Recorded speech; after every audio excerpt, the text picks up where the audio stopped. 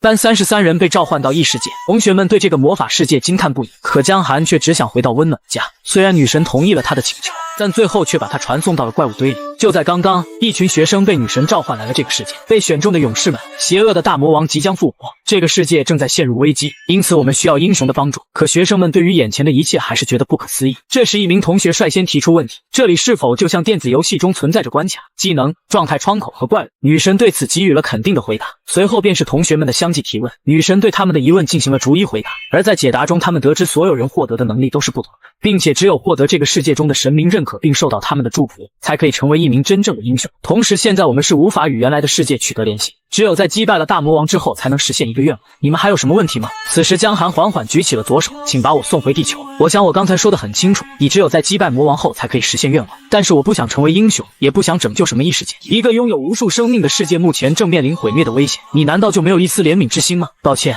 我不想让我的家人担心。接着，只见女神上前询问，如果有人像她一样不希望成为英雄的，请站出来，我不会强迫你们任何人。然而最后只有江寒一人站在传送门前。江先生，看来你不适合当名英雄，我会送你离开这里的。看着面前深邃的传送门，江寒头也不回地走了进去。可当他再次睁开双眼，却发现自己身处一片茂密的森林之中，身后更是传来野兽的脚步声。江寒期待地向后望去，映入眼帘的却是3只凶狠的半兽人。该死的女神居然骗老子，这肯定不是地球。与此同时，一道圣光降临在神庙之中，江寒的同学们都被传送到此地，即将开启众神的试炼。另一边，江寒正在躲避怪物们的追杀。这天杀的女神敢耍老，他分明就没有要送我回地球的想法。既然这里真的是魔法世界，那也许会存在某种奇迹。下一秒，眼前就浮现出自身的状态包。江寒，等级1，无祝福，处于诅咒状态。对英雄有敌意的种族的语言会被自动翻译。从狩猎和成就中获得的经验会大大减少。狗日的，他居然对我的升级窗口也下了诅咒。而面对半兽人们的疯狂追杀，江寒也是感到精疲力尽。这该死的女神，别让老子逮到机会！就在这时，一支箭矢精准命中了江寒的膝盖。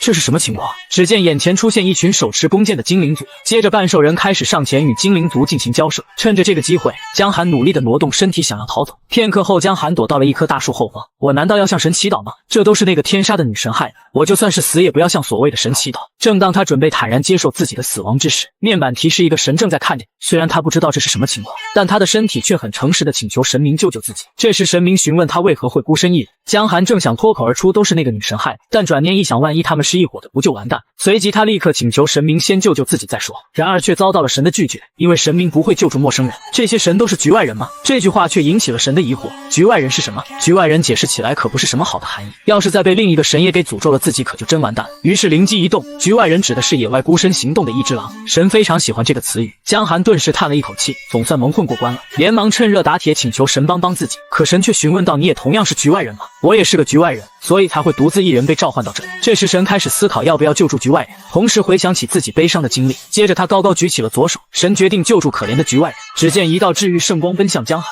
膝盖上的箭矢瞬间瓦解，江寒也感到所有的疼痛都完全消失。这么说这家伙真的是个神。看着活动自如的江寒，神也觉得十分自豪。此时状态栏上也出现了一个局外人的祝福，局外人会将被重置除了死亡的所有状态，如果孤狼离开荒野，可怕的事情就会发生。这么说，如果我不再是局外人，就不会得到这个祝福了吗？神明确地表示他只会救助局外人。就在这时，半兽人们发现了躲起来的午餐，江寒立刻顾不得纠结局外人的含义，开始了逃跑。而在神的祝福下，江寒丝毫不觉得疲惫，就连受到伤害也会立刻痊愈。可当他以为自己能够凭借这个 buff 逃出升天时，前方却无路可走了。看着深不见底的悬崖，不用想也知道跳下去肯定没命，可后方却有一群饥渴的半兽人穷追不舍。这时他究竟该怎么选择呢？危急关头，他灵机一动，转身对着所有半兽人们说道，我这么点肉哪够你们这么多人吃的，不如这样，谁先抓到我就给他吃最美味的布。闻言，头脑简单的兽人们顿时一窝蜂地冲了上来。这时江寒伸手抓住最近的一名兽人，两脚一蹬，身体就往后倒去，连带着兽人们一起摔了下来。而江寒下落过程中却一直大笑不止，兽人们都以为他疯了。随着一声巨响，他们落到了悬崖的底。再睁开眼，江寒发现自己果然没有死亡，多亏了这个局外人的效果，只要不是瞬间死亡就会立刻痊愈，就连神也对他的勇气表示了敬佩。可就在这时，还有一只未死透的兽人举起匕首要杀了江寒，而这只奄奄一息的狼人头上居然也有着状态包，赫然写着是一只等级3的蓝月图，他的高等级大概就是他没死的原因吧。接着江寒捡起一块锋利的石头，想必越级击杀一定会提供更多的经验吧。另一边圣女正在对同学们进行新手教学，升级的方式有2种，要么通过杀死拥有状态窗口的生物获得经验，要么接受神的祝福来升级。这时有人提出疑问，神难道会一直注视着我们吗？对此圣女给予了肯定的回答，但神不是人类，所以不要用人类的标准去评判他。某些男神也纷纷赞同起这个观点，更是表示他们和空气没什么区别。那这是否意味着神会对那些他们更感兴趣的人进行赐福？风神对这个想法表示了赞赏，下一秒他就收到了神的祝福。姓名张密，等级1 F 级的魅力祝福，无诅咒。接着从他的身上散发出迷人的魅力，周围的异性同学瞬间都进入了舔狗模式。圣女立刻劝他停止使用技能，可这时已经晚了。一名女神对他表达了不满，张密的状态栏里也出现了诅咒惩罚，你受到的所有伤害都会大幅增加，每当你有不纯洁的行为时，将会受到一个可怕的惩罚。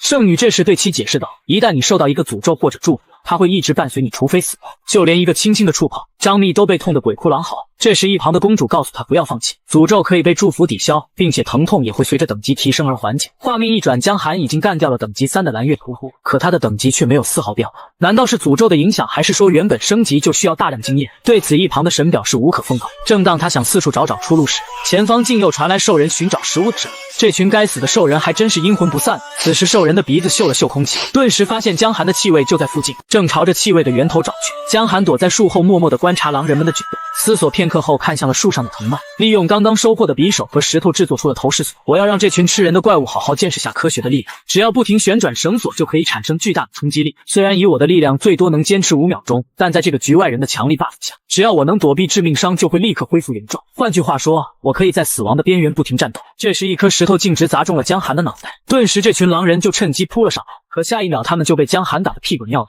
很快所有的狼人都倒在了地上，就连神也对他表示了赞赏。这时看着一只幸存的狼鹅，告诉我人类都居住在什么地方。面对如此残暴的江寒，狼人立刻坦白交代，指向了远方。随即江寒给了他一个痛快的结局。这时江寒发现，虽然他已经杀了那么多怪物，但他的等级还是没有任何变化。正当他思考着究竟是什么原因时，附近突然传来人类的交谈声。江寒朝着声音源头找去，只见2男1女正在以异世界的语言说着什么，可下一秒一支箭矢就射中了江寒身边的大树。江寒刚想解释自己不是坏人，就发现由于语言不通，他们无法交流。于是江寒做了一个惊人的决定，他举起双手直接跪在了地上，表示自己没有恶意。虽然我们不能交流，但通用的肢体语言总该能理解吧。接着对方3人交流片刻后，红发女子竟直接架起了弓弩就要射击。等等，我真的是一个好人。镜头一转，江寒开始跟着3人向着村庄前进。很快他们便看见了远处的炊烟。正当他以为自己终于可以离开这片森林时，身后却冲出了一群凶恶的半兽人，但在强力队友的帮助下，没多久就解决了半兽人。可就在这时，一只银色狼王突然冒出来，对弓箭手发起了攻击。见状，江寒立刻出手挡住了袭击。不死心的狼王伸出利爪就要捏爆江寒的脑袋，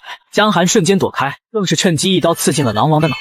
狼王安详地倒在了地上。这次多亏了你们，不然我可就麻烦了。然而迎接他的却是队友的利剑，被箭矢刺入胸口的江寒重重地倒在了队友的身前，差点就被这该死的家伙破坏了我们的计划。还好有狼王的突然袭击，不然我们都不知道他竟然如此危险。明明看上去是个小菜鸡，却身手如此的多。要是放任他活下去，我们原本的计划肯定会失败。确实他这样的人应该不会愿意被当作奴隶出手，不过他使用的匕首看上去倒是个好东西。随后黄毛就上前准备拿走江寒的武器，可就在这时，江寒的状态框居然出现在黄毛面前，而只有活着的人才会拥有状态框。下一秒一柄匕首就割断了黄毛的脖子。你们这群混蛋都等死吧！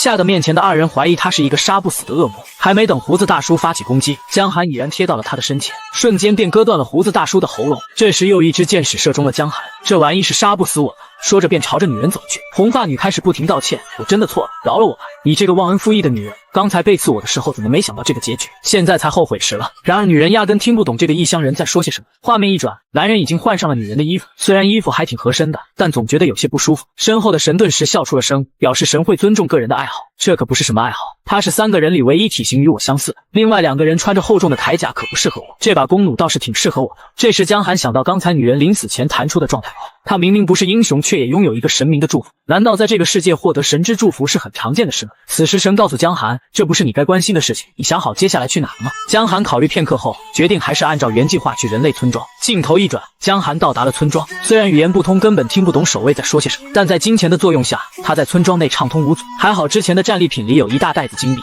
随后他便找了个地方先好好洗个澡。可就在这时，门外突然传来敲门声，并且让江寒打开房门。可由于女神的诅咒，江寒只能与敌对种族进行交流，所以说门外的人肯定不是什么好人，就是不知道是什么种族，精灵族或者狼人还是人类。江寒立刻穿好衣服，随时准备战斗，于是小心翼翼地打开了房门，接着示意他可以进来。来者自称是这里的村长，听说村子里来了个说不同语言的旅行者，所以特地过来查看。江寒这还真是个独特的名字，江寒顿时呆住了，这家伙居然能看到我的信息。如果你不想被看见的话，你应该把你的状态框隐藏起来。接着失望地说道，我本以为你是个精灵族，但很明显你就是个异乡人。这个村庄与精灵族有着深厚的恩怨，精灵族曾贪婪地将所有狼人给赶出了森林，这也使得山下的村庄遭到了狼人的入侵，无数村民惨死。最后我还有一个问题，明明这瓶麻痹药水加在了你的晚饭中，为什么你到现在都没有反应呢？闻言，江寒立刻拿起匕首，迅速地朝着村长袭去，可下一秒他就浑身酸软瘫在了原地。这可是我专门为精灵族准备的超强药水，你没有错，只是你的运气不太好。很快，江寒被带到了地牢里。人们只知道憎恶狼人，但事实上狼人也是受害者。那些贪婪的精灵族才是我们真正的敌人。他曾是无家可归的街头流浪汉，如今却成为了杀人如麻的黑暗魔法师。只因他也受到了女神的诅咒。就在刚刚，在村长气愤地指出精灵的罪行之后，便展示出自己所受到的诅咒。作为精灵的死敌，你的生命将会被大幅缩短，而这也正是他要献祭江寒的原因。这时，江寒的匕首引起了他的兴趣。你从哪儿得到的它？看着村长身后奄奄一息的精灵族们，江寒可不想落得如此下场。这是我杀了一个精灵之后找到的战利品。从某种程度上说，我们也算是有共同的敌人。可村长丝毫没有放过他的打算。你已经看到了我的状态框，也应该知道我是个黑魔法师。江寒一脸诧异，你要不说我还真没看出来。只见村长大手一挥，一名精灵少女就落在了地上。村长举起蜡烛就要进行献祭仪式。精灵的诅咒无时无刻不在侵蚀我的寿命，但我可以通过祭祀来不断延长我的生命。作为你击杀过精灵的奖励，我会让你没有痛苦的死去。那我可真要谢谢你的慷慨呀。不过我还有最后一句话要说，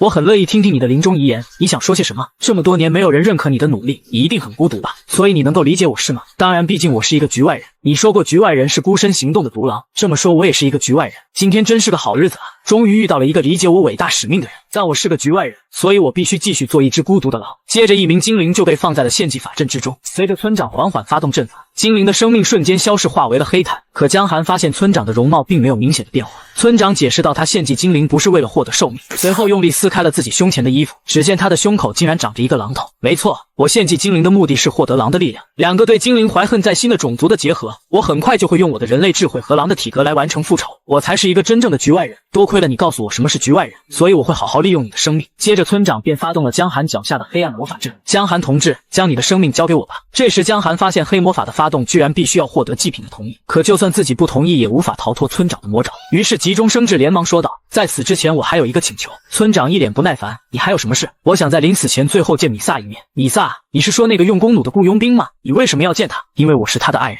闻言，村长一把抓住江寒的衣领，不要再胡说八道，这个村子里没有我不知道的事。你以为我不知道黄毛才是米萨的恋人吗？你的消息已经过时了，不信的话可以闻一闻我身上的气味。没错，你身上的气味还真是米萨的。思索片刻后答应了江寒的请求，如果你在献祭完成后还能活下来的话，我可以放你去见米萨。下一秒法阵大放光芒，而江寒的生命正在疯狂流逝。然而江寒在阵法之中不但没有死去，甚至将村长的力量吸收得一干二净。就在刚刚，江寒迫于无奈答应了村长的请求，可在阵法发动后，江寒在局外人的祝福之下彻底痊愈。还没等村长反应过来，江寒已然一拳打碎了他的牙齿。村长痛得捂住了下巴，你竟然敢耍我！看着毫发无伤的江寒，村长十分诧异，你怎么可能承受了黑魔法之后还能活下来？这自然是由于神的祝福重置了江寒的状态。既然我活了下来，现在你得遵守承诺放我离开。接着便带着一名精灵俘虏冲向大门。然而村长明显不想履行诺言，只要我释放从你那里收到的寿命，就可以消除这个契约。只见一股股生命能量回归到江寒的体内。就在村长以为自己要大功告成之时，他的生命却仍在不停流逝，直到变成了白发苍苍的老头才结束。你难道是长命百岁的吸血鬼吗？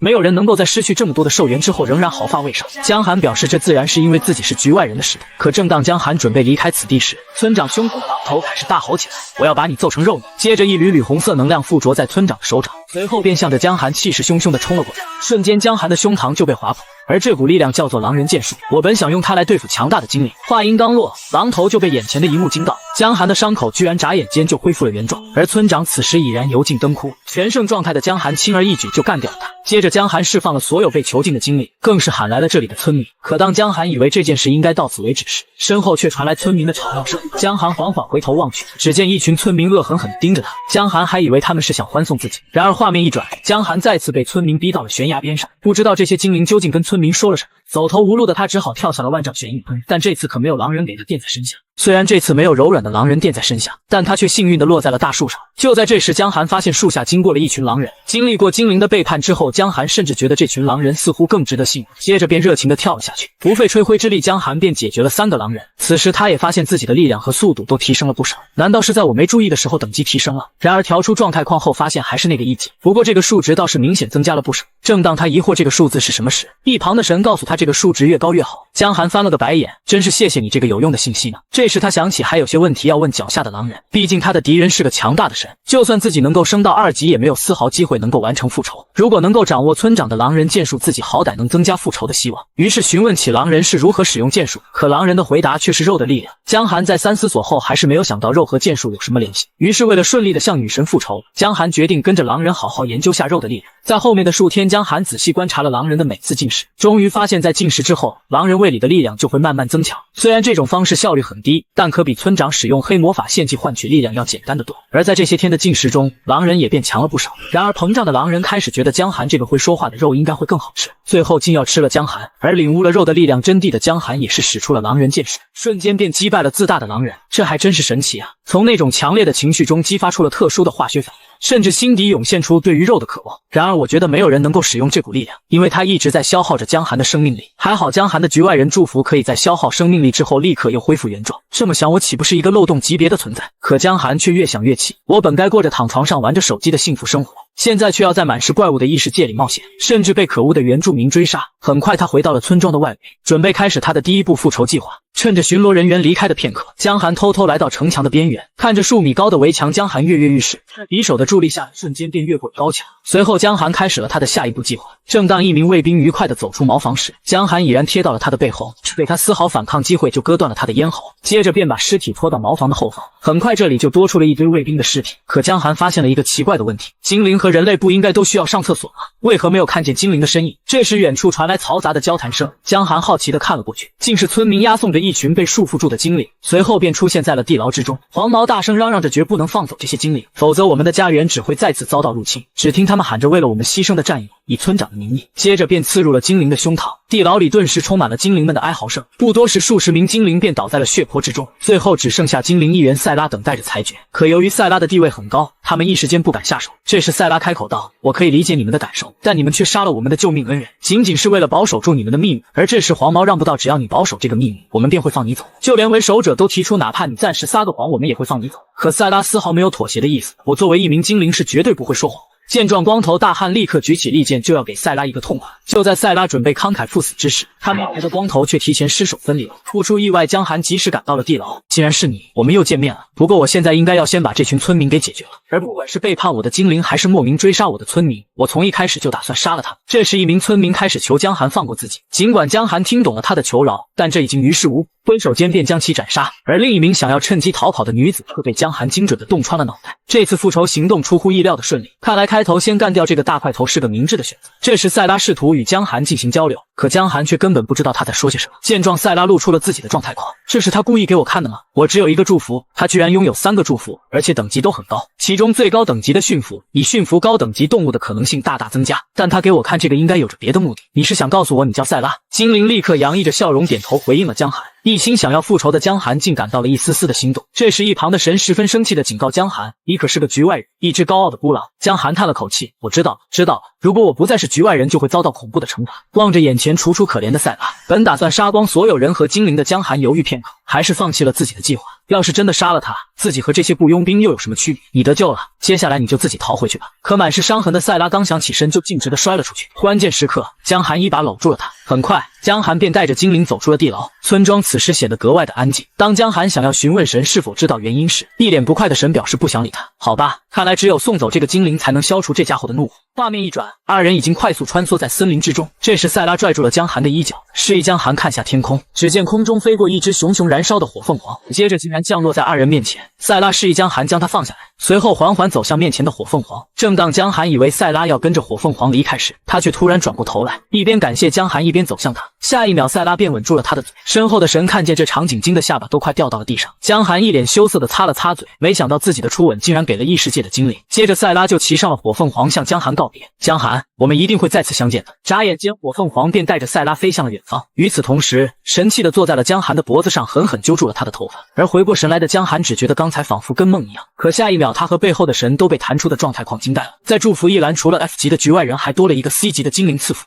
红话，作为一名精灵之友，你的寿命得到了增加，你从精灵那里得到的所有增益会被大幅的放大。听起来类似于局外人的效果，这么说我可以使用狼人剑术燃烧的生命又增加了不少。可身后的神却对精灵的祝福感到很不爽，你对此也太高兴了吧？其实我真正开心的原因是送走了那个精灵。闻言，天神立刻心情好了许多。眼看事情告一段落，江寒决定继续探索森林的深处。画面一转，江寒一路上干掉了上千只狼人。在战斗的过程中，江寒时刻观察着自己的状态窗口，却发现诅咒一栏多了一个1级的屠夫诅咒。但更要命的是，他获得了海量的经验，却还停留在1级。虽然我知道有那个混蛋女神的诅咒，想要升级会很艰难，但没想到这个经验大幅度减少居然是这么严重的程度。上千只6级狼人的经验都不够我升级的。话说这个新的诅咒是什么意思？屠夫效果是友好种族会被杀气震慑，并且他们反对你杀戮行动的概率会增加。这下好了，我真的彻底是一个局外人了。这时远处传来狼人的脚步声，只见一群狼人找了过来要为同胞报仇。没想到附近还剩这么多狼人，看起来他们也认识到只有数量优势是不够的，带来的每个狼人都是精通剑术的大师。下一秒狼人便冲了过来。不过我很高兴有这么多剑术大师亲自来找我，多亏了你们我才能熟练运用这股力量，所以为了感谢你们，我会尽量下手快一些。不多时，江寒已经收获了大量的金币，但他却因为语言不通卖不掉这些东西。我现在急需一名翻译官，难道就没有一个会伪装成人类的聪明狼人吗？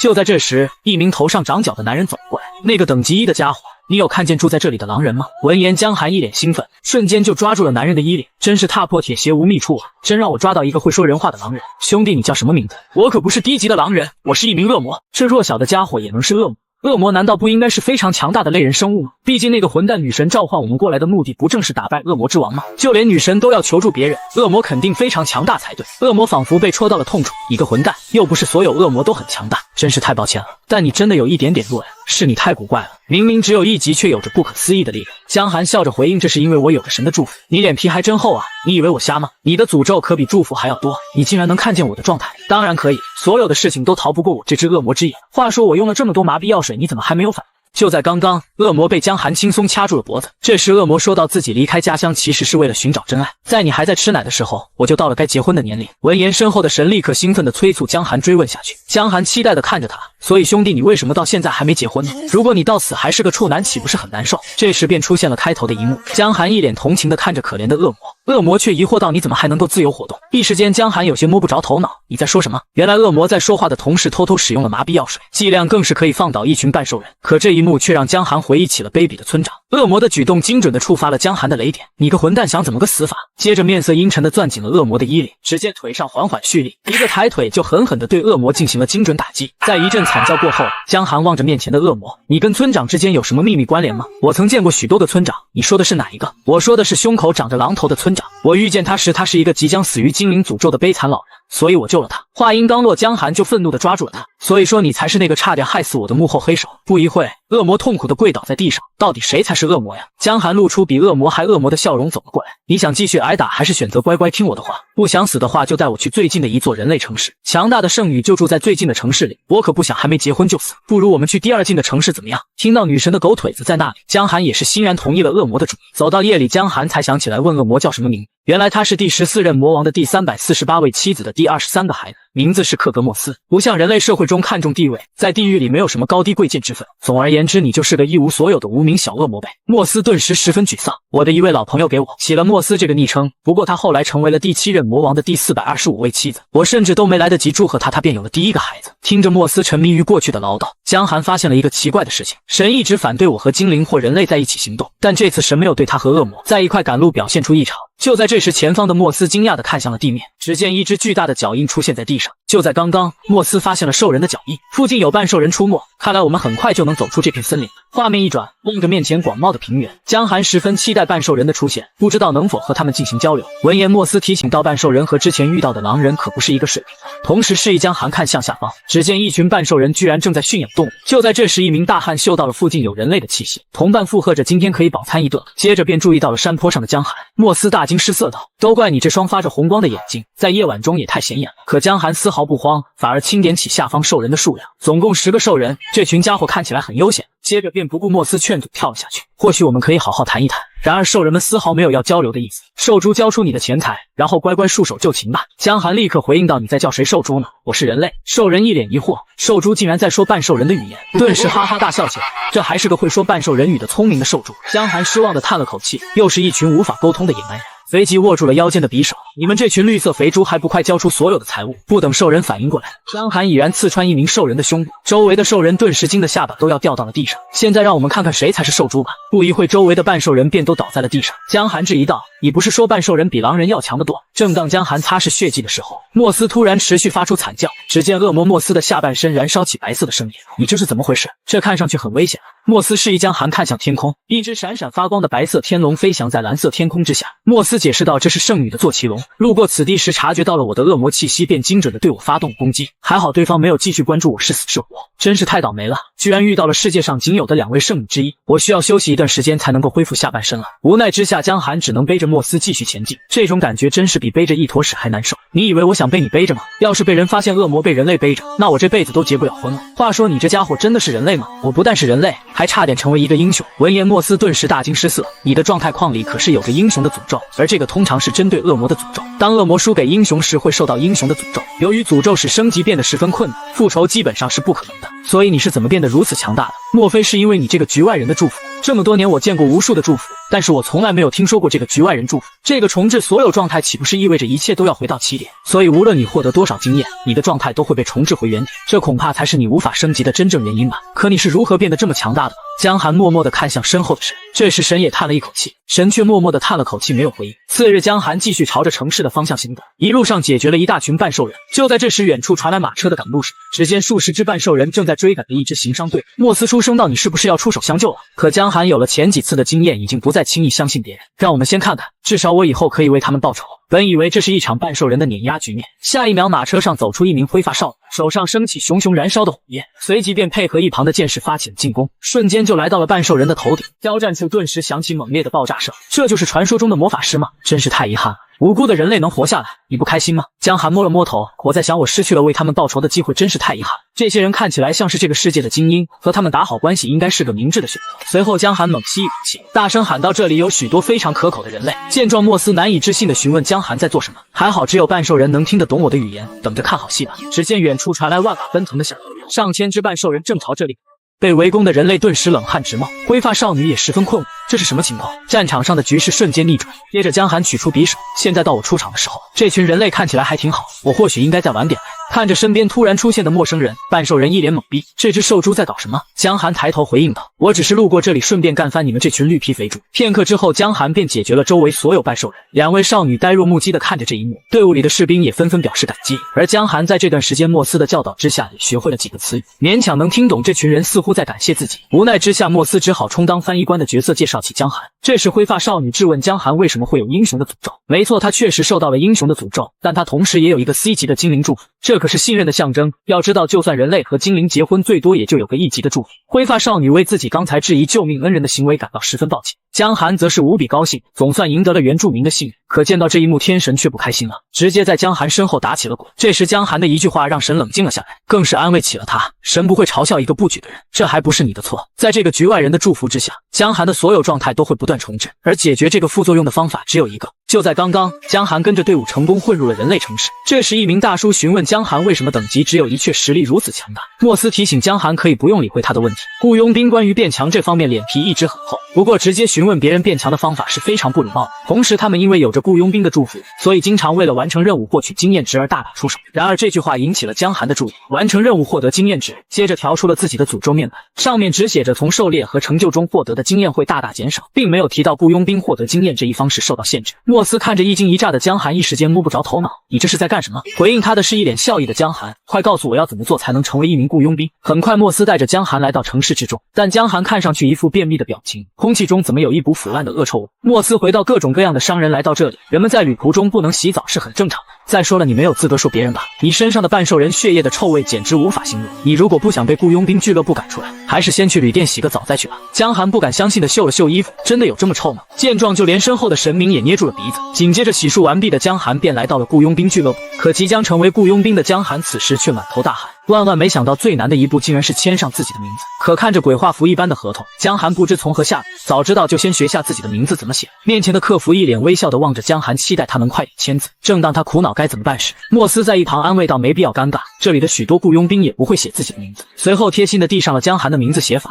拿去抄吧。你说的简单，可也许是因为英雄的诅咒，现在即使是临摹也是相当困难。在10分钟后，江寒终于签完了自己的名字。看着歪歪扭扭的几个大字，莫斯忍不住笑出了声，从未见过如此聪明之人。当江寒把合同交给对方后，他的面前瞬间浮现出新的祝福。赫然是地级的雇佣兵祝福，刚注册就是狼人级别的地级，你可得好好感谢那2个女士，她们用自己的信誉担保了你的能力。这时二人递上来一张任务通知单，这是个征服兽人的任务，而获得的奖励程度取决于你带回来多少兽人的敌人。听起来真是棒极了，这次应该可以破除女神的诅咒了吧？他明明是等级1的废柴，却能独自击杀上千只半兽人。可当他成为闻风丧胆的半兽人杀手之时，却不知道自己存活的消息已经传到了圣女耳中。就在刚刚，江寒接到了第1个雇佣兵任务，随后便和2名队友来到了半兽人的领地。2个半小时后，2名队友已然累得气喘吁吁，可江寒却仍生龙活虎地进行着战斗。看着不知疲倦的江寒，二人决定不能拖江寒后腿，要继续战斗。又过去2个半小时，队友已经累得浑身颤抖，可江寒却仍在疯狂地杀戮半兽人。终于，银发少女忍不住大声喊道：“让我们休息一会儿吧。”毫不夸张地说：“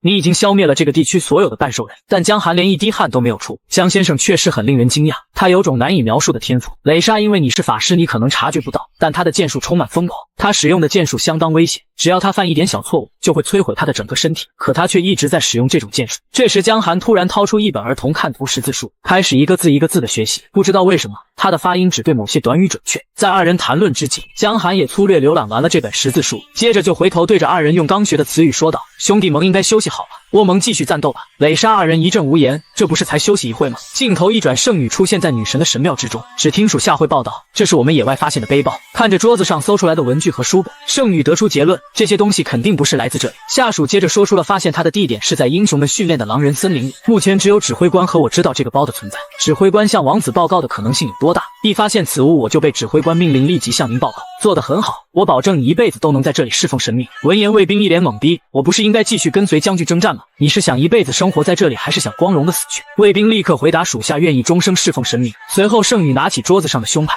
，3天之内我要知道这个人的所有信息。侍卫立刻给出肯定的答复，接着禀报到森林里的猎人村发生了一起特大谋杀案，根据村民的说法，凶手是死去的外来者的灵魂。你是说这应该也是异世界的英雄干的事情？也就是说这不是复仇的灵魂，相反他活了下来，并进行了报复。现在去派人画一张外来者的草。画面一转，累了一天的江寒正在逃火。就在这时，远处的草丛中传来密集的脚步声，随即喊醒了睡梦中的队友。紧接着便从草丛中走出一群雇佣兵，交出你杀戮半兽人的所有战利品。只会个半吊子异世界语言的江寒一时间摸不着头脑，这家伙在说些什么？不过这狂妄的手势和表情倒是一目了然，这个混蛋看上去就很欠揍。自从我被召唤到这个世界以来，就一直没有过上一天正常的日子。一旁的莫斯也是被江寒的冲天怨气所震惊，希望你们这群该死的家伙下辈子能投个好胎。紧接着江寒故技重施，深吸了一口气，用着半兽人的语言喊道：“这里有许多美味的食物。”见到这古怪的一幕，对方立刻发动了攻击，可这些弓箭在身经百战的江寒看来不过是小菜一碟，随后一脚就朝着带头者踢了上来。正当身后的小弟一脸惊恐之时，一只绿色的大手抓住了他的脑袋。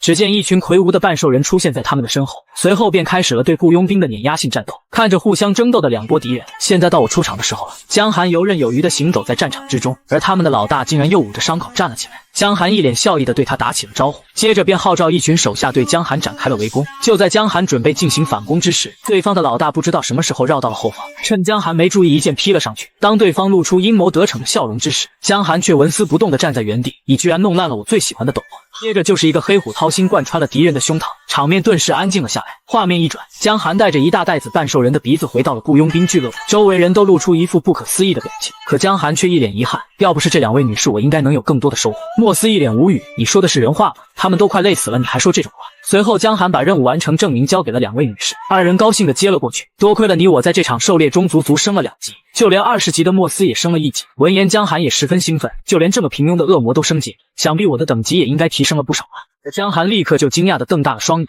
只见自己的状态面板上仍然处于等级1的状态。江寒不禁绝望地抬头望天，这世界究竟是怎么了？而身后的神却装作什么都不知道，看向了远方，生怕江寒发现了自己的秘密。他曾是高高在上的伟大神明，如今却成了人人喊打的过街老鼠。他曾救助过无数生灵，却遭到亲手救下之人的憎恨。他是万物起源之前所诞生的神灵。大陆上的生命很快发现了神的存在，开始对着神进行祈祷，希望获得神的帮助。神通过帮助生灵感悟到了他所存在的意义。然而，随着时间的推移，越来越多的神出现了，他们以各自的方式帮助生灵，甚至开始竞争起来。根据接受的神灵赐福种类，众生以不同的方式开始进化。随后，由于领地和信仰问题，逐渐出现无休止的纷争，无数的生命惨死于这场战乱之中。这天，一名士兵因为战争即将步入死亡，他的面前突然弹出神的提醒：“你想要活下去吗？”士兵毫不犹豫地给予了肯定的答复，毕竟有谁想死呢？神立刻出手恢复了他的所有状态，下一秒，士兵竟直接变成了一个婴儿。神望着嚎啕大哭的婴儿，沉思片刻，转身离开了此地，来到了一对老人的面前，请求他们前往西方的洞穴处。于是，正如士兵一开始所祈求的，神救助了他。神对这个结果也感到十分自豪。10年之后，神过来看望他曾救助过的男人，男孩一开口就询问他是曾经救他的那个神吗？神高兴地给予了肯定的回答，可男孩却开始不停颤抖，接着破口大骂起来：“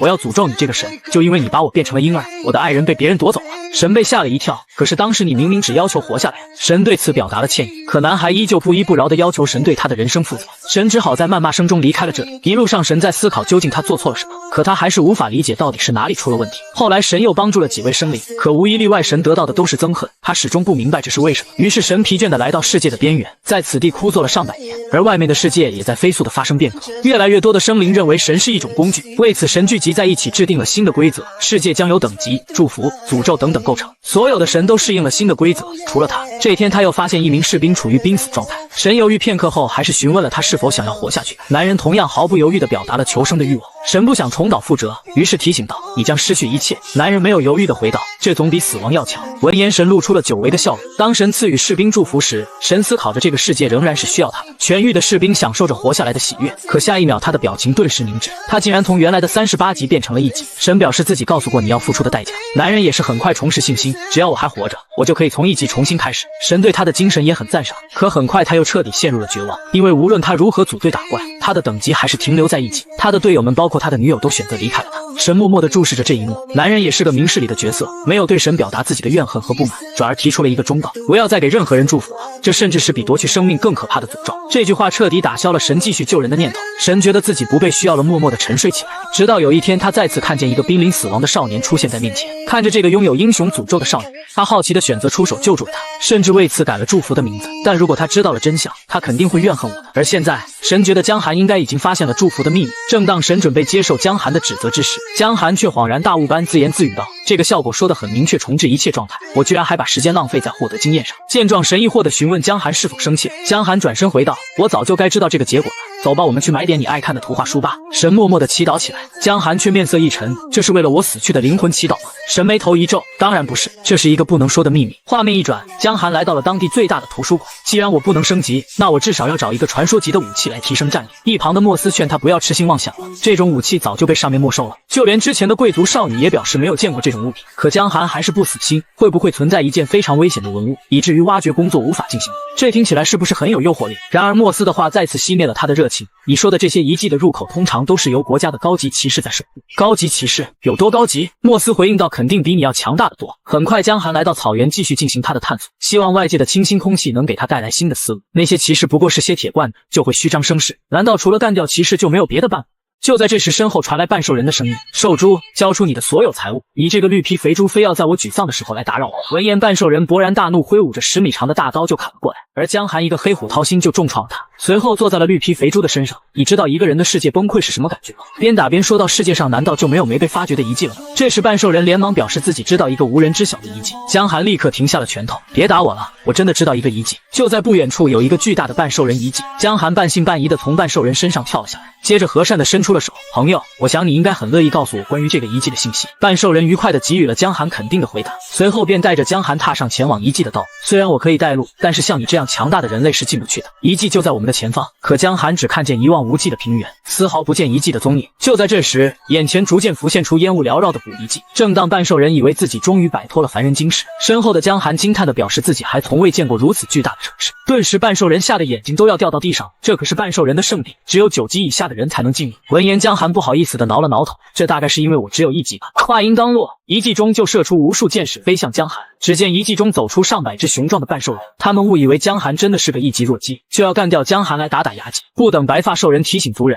江寒已然出手解决了他。现在让我们看看谁才是弱鸡吧。接着从原地急速冲向了半兽人群，他明明只是一个等级1的废物，却独自干掉了100万半兽人，更是能够只身对决半兽人遗迹的守护神。就在刚刚，江寒一进入遗迹就遭到了半兽人的袭击，江寒当即发动了还击。画面一转，一群半兽人正在寻找入侵者的踪迹。这该死的兽猪，我们一定要为死去的同胞报仇。接着就朝着一处可疑的地方远去，躲在后方的江寒也是满脸疲惫，这里的半兽人也太多了，我足足从天亮杀到黄昏，还是有源源不断的半兽人冒出来，怎么感觉我一直在原地绕圈？我貌似迷路了。就在这时，2只半兽人从墙的另一边发现了江寒的身影，随即一大波半兽人蜂拥而至，望着面前穷追不舍的半兽人群，江寒也是忍无可忍，你们这群家伙真是太恶心，现在到我表演的时候了。堵在入口的绿皮肥猪们顿时呆住了，这个兽猪要干什么？只听到一声猛烈的轰击声，接着江寒便坐在了小山高的兽人尸体上，随后调出了状态面板，期待有没有新的变化。只见诅咒一栏多出了一个D级别的杀戮，被杀害的灵魂会持续出现在你的梦中，直到死去的灵魂进入涅槃或投降。这群半兽人还真是阴魂不散，还好我不需要睡觉。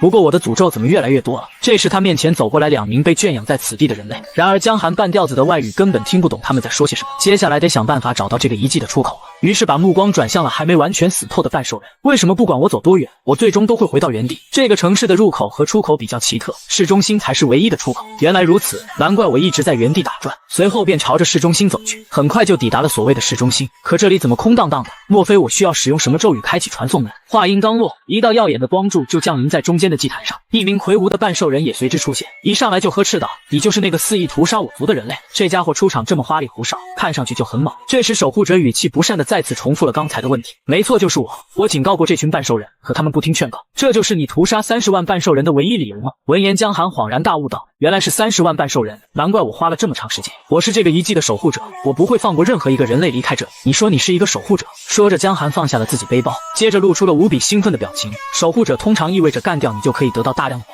说完就朝着守护者冲了过去。江寒将自己的全部精力都汇聚在这一剑上，与半兽人的守护者进行了正面对决。江寒明显感觉到对方的等级远远超过了普通的半兽人，很快便感到体力不支，下一秒他的胳膊连同匕首都被削了下来，一切该结束了。随后江寒便迎面承受了大量的能量冲击，眼看就要彻底崩溃的瞬间，江寒一个闪身退回了原地。遗迹的守护者也被这一行为惊到了，你竟然能在那一瞬间躲过了致命一击，仅仅以损伤1只眼睛和1只手臂为代价。说着就要给江寒来个致命一击结束他的生命，可接下来的一幕直接震惊了守护者，江寒的眼睛和手臂竟然又长不出来。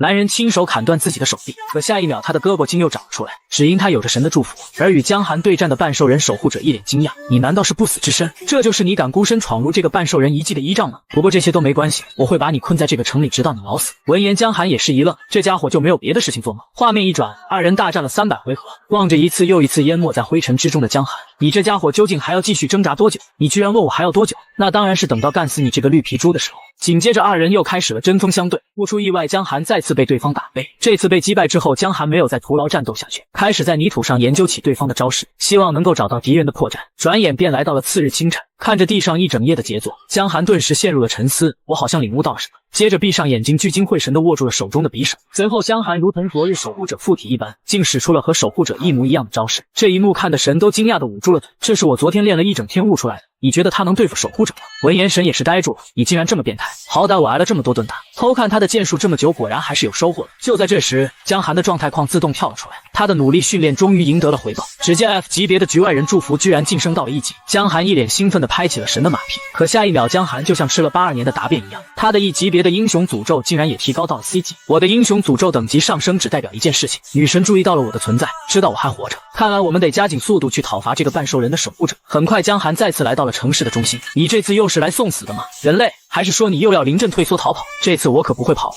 既然如此，那你就上来吧，我可以带你参观下圣物。江寒边走上台阶边说道，你是不是在上面设置了陷阱？你觉得我这样伟大的战士会依赖陷阱击败你？闻言江寒沉思片刻，这家伙不能离开遗址，所以是想引诱我进去干掉我，正合我心意。接着便跟着守护者走了进去。只听守护者缓缓说道，这里曾经是培养英雄的训练场，培养半兽人的英雄吗？半兽人这个物种没有被神选中，所以我们没有英雄。可随着人类离开这里，我们接管了此地，他们留下了赐福的圣物。说完，守护者便开始疯狂挥舞着武器，这里即将成为你的葬身之地。江寒打断了他，我有一句话要说。你要说什么？他们走之后有留下传说级别的武器在这里吗？在遗迹的深处有给新手英雄准备的赐福武器。江寒顿时亚麻呆住，难道我要在与女神进行决战之时拿着一把新手武器？用屁股想也知道，只有1级的我加上新手武器会是什么下场。说够了吧你！现在是我替我的半兽人同伴复仇的时候。二人顿时正面对决了起来。江寒边打边向着出口跑去，守护者见状立刻加快了攻势，三叉戟猛地朝着江寒划了过去，而江寒趁机抓住了对方的破绽。既然你不能离开遗迹，那我就送你一程吧。接着用力一蹬，就把守护者踹飞了出去。只见守护者径直地飞向了遗迹的传送门，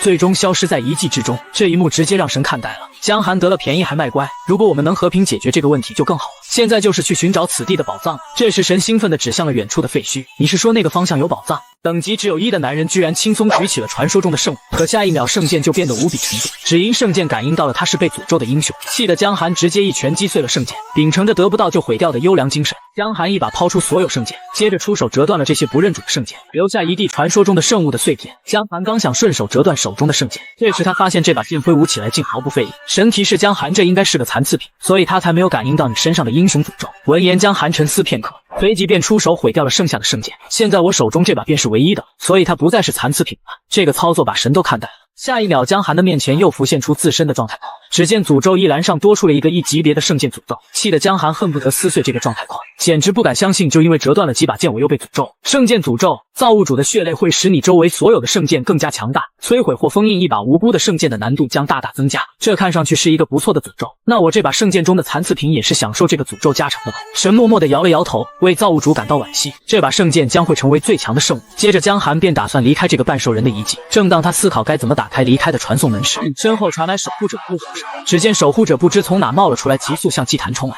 可江寒却发现了些许不同之处，半兽人的门牙缺了好几颗，神色也苍老了许多。接着江寒双手展开，守在祭坛入口，离开圣物的地盘。然而守护者很快便冲到了江寒面前。现在到测试这把圣剑的时候了，这次轮到守护者被一剑砍倒了，他的左手顿时鲜血直流。轮到你的胳膊被砍断了。很快守护者依靠自身的恢复能力进行了快速再生，江寒连忙乘胜追击，一剑斩了过去，这次更是砍掉了守护者的头颅，只剩下一具无头尸体。一整天过去了，你一点进步都没有吗？看来你的再生能力也就一般般嘛。就在这时，守护者的头颅突然疯狂生长起来，眼看他就要完全恢复原状。江寒一把抓住了他的脑袋，如果我把他扔出去，他应该就会彻底死了吧。接着就要将守护者扔出祭坛，下一秒他竟然大哭起来，只要别把我扔出祭坛，我愿意为你做任何事。任何事？你能为我做些什么？我可以暂时把遗迹的入口和出口移到圣剑附近。江寒思考片刻后便欣然同意了他的请求，暂时留守护者一条小命。随后江寒指向祭坛的外面，命令守护者要释放这些人类误入者离开。守护者无奈地答应了江寒，虽然这个遗迹绝对不能被人类发现，但现在我别无选择。于是江寒朝着村民大喊道，想要离开这里的就快点上来。然而村民们此刻却犹豫了起来，最终只有3位村民选择离开遗迹。江寒叹了口气，这群家伙在遗迹里待久了，居然爱上这。很快守护者打开了离开遗迹的传送门，江寒顿时回想起一些不好的经历，不禁怀疑起传送门的外面是否是个危险的地方，于是拍起了神的马屁，请可怜可怜这位忠诚的信徒吧，看在你这么诚恳的份上，我就替你钻进去看看吧。接着确认了外面是个安全的地方，临走前江寒问道，我要怎么做才能回到这里？只要你对着圣剑说话，我就会听见你的命令。经过神的反复确认，江寒终于放下心来，朝着传送门走去。在接触后的一瞬间，一道耀眼的强光闪过，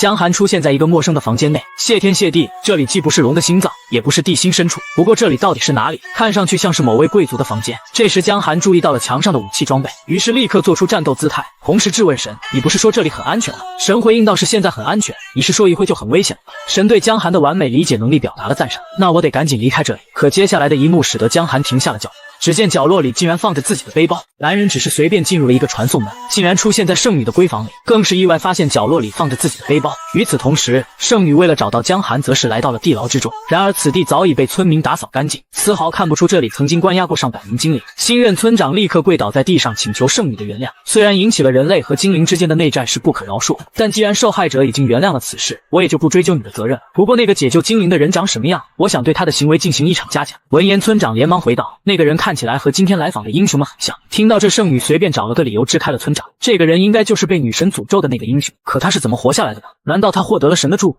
就算如此，一个等级1的新手怎么可能击败成群的狼人？要知道，就算是我们精心培养的英雄，在对上狼人时也伤亡惨痛。况且谁会祝福他呢？所有的神都是和我们一起居住在神庙里。如果救忍者和背包的主人是同一个人，这件事被英雄们知道了，可就糟糕了。圣女微微一笑，目前来说，英雄们还在我们的掌控之中。圣女供奉的神灵此刻也感到了焦急。别担心，我们的秘密不会这么快就被发现的。知道江寒这个名字的人都已经死了。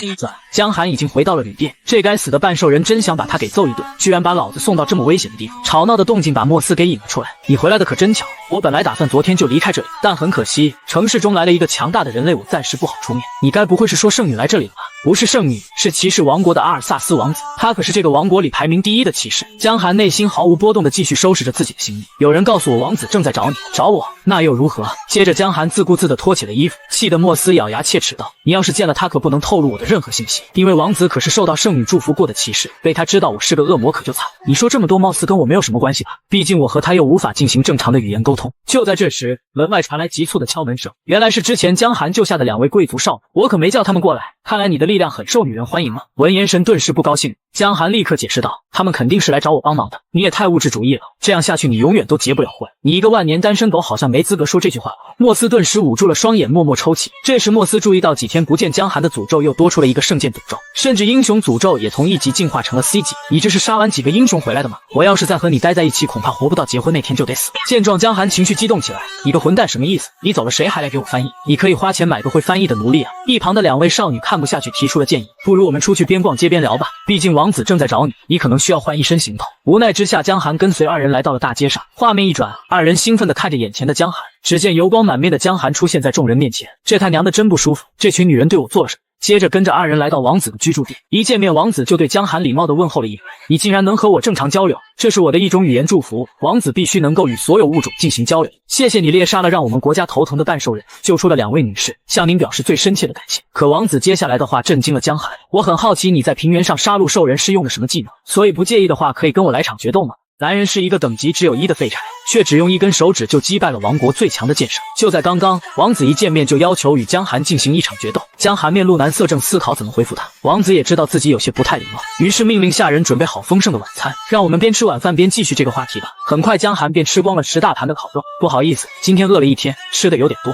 王子客气地说道，吃光总比浪费粮食好。接着话题一转，江先生，你是怎么得到英雄诅咒的？说出来你可能不太相信，这是因为我惩罚了一个骚扰精灵的英雄。那你还记得那个英雄的样貌吗？江寒尴尬地笑了一声，一开始我打了英雄的脸，所以我不太记得他长什么样。好吧，多谢你为维护人类与精灵的友谊做出的贡献。其实今天邀请你的真正原因是，工会的报告说你最近猎杀了大量的半兽人，平原上的那些半兽人最近几乎看不到踪影，就像突然从人间蒸发了一般。你有关于这个的任何消息？这似乎是因为我猎杀了太多的兽人。可王子并不相信这个事实，要是像你这么说，我早就一个人把半兽人给杀光了。画面一转，众人来到庭院之中，我已经迫不及待想看看你的实力究竟有多强了。江寒只好拿出常用的匕首，可王子看见后却十分震惊，这不是精灵的宝物吗？见状，江寒立刻收回了匕首，我们决斗还是不要用武器了吧。接着对王子竖起了食指，我就用这根手指来跟你战斗吧。周围群众顿时露出难以置信的表情，随后王子也用出了类似的招式，这可是我历经磨难才学会的技能。不过我还是想看到你的全部实力，我把这柄备用大剑就送给你用吧。接着王子自大地举起了武器，你先出手吧。江寒也是跃跃欲试，这可是王国第一剑圣，我要不是一下我的全部力量。于是缓缓举起自己的大剑，只见江寒周身气势不断飙升，卷起一阵气浪，我要出手了。随即挥手释放出这股力量，方圆数里都能看见院子里升起了一道恐怖的红色光柱。我去，用力过猛了，万一王子死了可就完蛋了。接着转头看向了此地的出口，不管3721就踹开了大门，径直朝着森林里逃走。而承受了正面冲击的王子缓缓出现在烟尘之中，望着手中的断剑，王子不禁有些怀疑人生，我这么多年都白练了吗？与此同时，圣女回到了自己的房间，看见地上脏兮兮的脚印，不用想也知道有人闯入了自己的卧室。可更令圣女惊讶的是，放在角落里的背包竟被偷走，能证明女神撒谎的证据不见了。于是连忙向女神汇报了这件大事。某个傲慢的仁慈之神斥责你应该早点摧毁他。圣女也有些生气，请不要质疑我对你的信仰，现在我们能做的只有听天由命。女神立刻询问是否有办法找到他，与其在这里问我，不如你自己去找。女神顿时脸色极差地离开了此地。她明明是身份尊贵的高级恶魔，却甘愿成为人类的奴隶，而这一切只为证明她是真心爱着那个男人。就在刚刚，江寒误以为自己杀死了王子，连忙回去收拾行李准备逃跑，接着就对圣剑下令打开传送门。身后的莫斯一脸震惊，你什么时候还会空间魔法？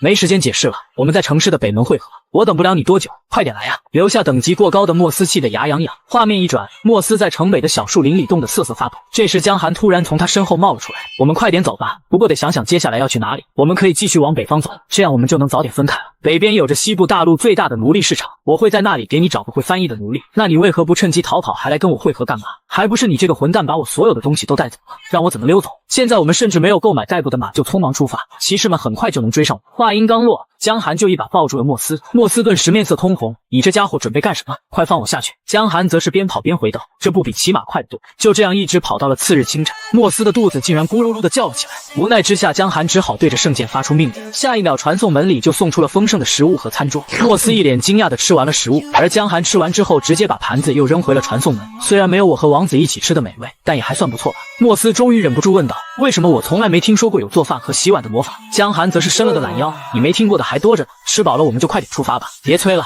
我们马上就到了。那你不早说啊，早知道我们就到城市里再吃饭。很快二人便来到了城市之中，说实话，这个城市确实很大。见状，莫斯催促道，别像个乡巴佬一样，快点跟上我，顺便把我的背包还给我，我暂时不会跑的，等到你给我找个会翻译的奴隶你就走了。接着江寒对着圣剑吩咐道，把后面那个棕色的背包拿过来。只见一个棕色背包立刻从传送门中钻了出来。莫斯看着圣剑出了神，怎么看你这家伙也不像是会魔法的人，难道这是板魔剑？于是从江寒手中拿走圣剑，想要研究一下，这怎么看也都是一把普通的金属剑。下一秒他就被圣剑发出的圣光吸引外焦里嫩。莫斯不禁破口大骂道，这特么居然是把圣剑，你居然把一把圣剑放到恶魔的手里，难怪你这么放心的给。话说回来，你个被诅咒的英雄怎么能使用圣剑？因为这是一把有缺陷的圣物。闻言莫斯恍然大悟道，我明白了，这把剑就像它的主人一样有缺陷。江寒顿时拿出圣剑威胁起莫斯，你有本事再说一遍。镜头一转，江寒跟着莫斯来到了高级奴隶市场。莫斯直接开门见山道，我们需要一个会翻译的奴隶。老板娘不禁有些疑惑，你们对等级、天赋、种族没有要求吗？江寒悄悄地告诉莫斯，最好是能和我一起旅行的奴隶。你是认真的吗？你觉得会有这样的奴隶存在吗？接着把江寒的要求翻译给了老板娘，没想到老板娘爽快地给予了肯定的回答，接着便带着他们前往2楼挑选。只见一只头上长角的恶魔奴隶缓缓出现在二人面前，莫斯顿时面色微红，很少看到恶魔会成为人类的奴隶。而江寒一副原来如此的模样看着莫斯，你买了一个和你一样的人，是因为只有恶魔才能满足这些条件吗？莫斯气愤地表示自己要买下这个奴隶，然而他的口袋里却掏不出足够的马。话题一转，江寒询问起恶魔为什么会成为一名奴隶，因为我太爱一个人了，但他怀疑我对他的爱不够真诚，于是我成为了他的奴隶来证明这一点，所以最后你被抛弃了，还真是一个经典的爱情故事。一旁的莫斯听完则是被感动的痛哭流涕，二人顿时无语的看着悲伤的莫斯。主人，请除掉那个可怜的看着我的讨厌鬼，我想把那双眼睛从眼眶里拽出来。江寒则是没有理会他的玩笑，我们可以出发了。恶魔奴隶好奇道，走之前你不用再确认下吗？我已经看到你的状态窗口了，不用再确认了。27级的恶魔迪亚洛卡有着D级别的奴隶祝福，而此时迪亚洛卡突然浑身颤抖起来。见状，江寒连忙关心的询问发生什么事，而迪亚洛卡一脸红润的抬起了头，更是兴奋的请求江寒尽情吩咐自己，只因他有着奴隶的祝福，每次不听从主人的命令就会感到相应的痛苦。这时一边的莫斯不乐意了，如果你命令他做什么奇怪的事情，你就杀了你。只见江寒二人又是一副嫌弃的表情看着痴汉莫斯，主人，请命令我杀死那个恶心的恶魔。江寒默默转过了身，随你怎么做，别杀了他就行。画面一转，江寒来到街道上采购了大量的物资，并开启了传送门，把购买的所有物品都运回了遗迹。此时原本准备分道扬镳的莫斯来到了江寒面前，我改变了主意，决定还是跟着你一起去冒险。话音刚落，一支箭矢就射中了莫斯的脑袋，莫斯顿时扑通一声倒在了地上。一只魅魔仆从对男人投怀送抱，更是请求男人尽情吩咐自己，可男人却要求他和自己来场男人之间的战斗，甚至斩断了仆从的手臂。就在刚刚，莫斯被人暗中放箭击倒在了地上，接踵而来的另一支箭则被江寒二人轻松挡下。没想到大白天的竟然有人搞偷袭，很快偷袭者就被江寒找到给揍了一顿。江寒环顾四周，发现看热闹的人越来越多，此时城市中的警卫也闻声赶来。为了避免争吵，江寒决定带着迪卡罗亚和莫斯一起离开这个地方。画面一转，江寒到了城外就扔下了装睡的莫斯，莫斯不甘地拔出了剑，不是我菜，我只是稍微放松了下警惕就被偷袭了。也就是说这段时间你都是毫无防备的生活吗？还真是一个弱鸡啊！被喜欢的恶魔这么嘲讽，莫斯顿时尝到了心肌梗塞的感受。而一旁的江寒刚想脱下身上的血衣，下一秒竟遭到了迪卡罗亚的袭击。我这个主人看起来很好对付是吗？作为回应的是迪卡的恶魔之爪，江寒只好汇聚力量使出了狼人剑术，接着便和迪卡展开了一场猛烈的对击。迪卡惊讶地看着自己断裂的手掌，江寒似乎对这场对决的结果十分满意。迪卡难以置信地质问起江寒，你的等级真的只有1级吗？如果我不是1级又怎样？你会像莫斯一样找个借口说你一时间大意了吗？话音刚落，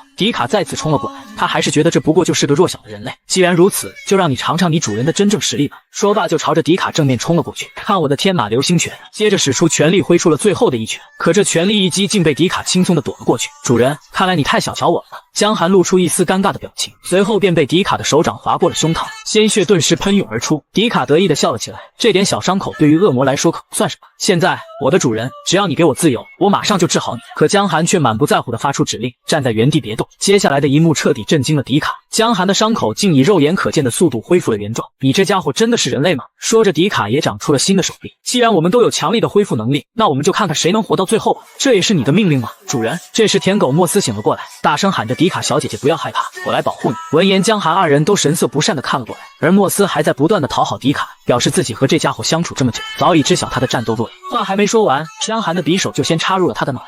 你不是很了解我吗？怎么你并没有预见到这一招？就连迪卡也无比讨厌这个舔狗莫斯。随后江寒边和迪卡大战边说道：“莫斯也不过是想讨好你，我最痛恨叛国，可是你不也背叛了我吗？虽然我是个奴隶，可我从未发誓要成为你的奴隶。”接着二人又再次撞击在了一起。随着时间推移，迪卡的恢复能力竟逐渐跟不上他受伤的速度。这家伙究竟是什么东西做的？江寒则是一脸兴奋，难得遇上了旗鼓相当的对手。下一秒，迪卡竟长出了一对翅膀。江寒误以为迪卡要飞起来逃跑，连忙一拳打过去，可迪卡却飞到了江寒的胳膊上，用力一蹬，猛地朝着天空飞了上去。你听说过从天而降的一招腿法吗？接着便以腿为剑，迅速砸向江寒。江寒立刻伸出手掌准备迎击，可眼前的一幕却让他瞬间面色通红。从他的角度仿佛看见了不可描述的东西，下一秒便被重重的砸中了脑袋。在昏迷前只听见一句白色的胖子。再次醒来，江寒摸着脑袋回味起刚才的战斗，身后的神开始了大声呵斥：“你这个家伙刚才关键时候在干什么？”这时迪卡衣衫褴褛的走了过来：“你应该会给我买新衣服的吧，主人？”江寒一脸不情愿的拒绝了他的请求。大舔狗莫斯立刻激动的表示自己会给迪卡买件合身的衣服。迪卡一拳打飞了莫斯，为奴隶提供食物、住所和衣服是主人的责任。于是江寒只好掏出圣剑，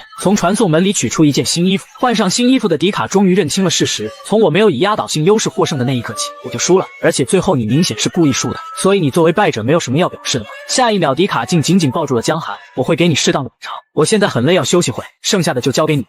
她是活了上千年的精灵王国女皇，却曾被邪恶的黑魔法师关押在地牢之中，因为她的等级只有可怜的12级。前不久，圣女发现自己的房间被人闯入，于是邀请塞拉前来帮忙调查，而他们所在的房间便是犯罪现场。随后，塞拉发动了手中的史莱姆，下一秒，整个房间光芒大放。圣女迫不及待地询问起凶手的下落。根据史莱姆的回溯，原来入侵者是通过手中的圣剑进行的逃跑，这果然是最坏的结果。凶手居然是一名英雄。回过神后，圣女客气地询问塞拉有什么需要帮忙的。正好我计划去魔法学院学习。自从经历过地牢事件之后，我就想要提升自己的等级。可在狩猎过程中，塞拉发现自己还是无法接受通过杀戮来提升等级，因为他极度厌恶战斗。这也导致虽然已经活了几千年，却只有低微的12级。去学院任职同样可以获取经验，这对他来说是最好的选择。于是圣女愉快地答应了塞拉的请求。与此同时，江寒背着昏睡的迪卡回到了城市中。至于舔狗莫斯在森林中选择了离开，他们独自历险，只留下一句：“我回来时一定会成为一个适合迪卡小姐姐的强大恶魔。”神望着背着女恶魔笑嘻嘻的江寒，不由得握紧了双手，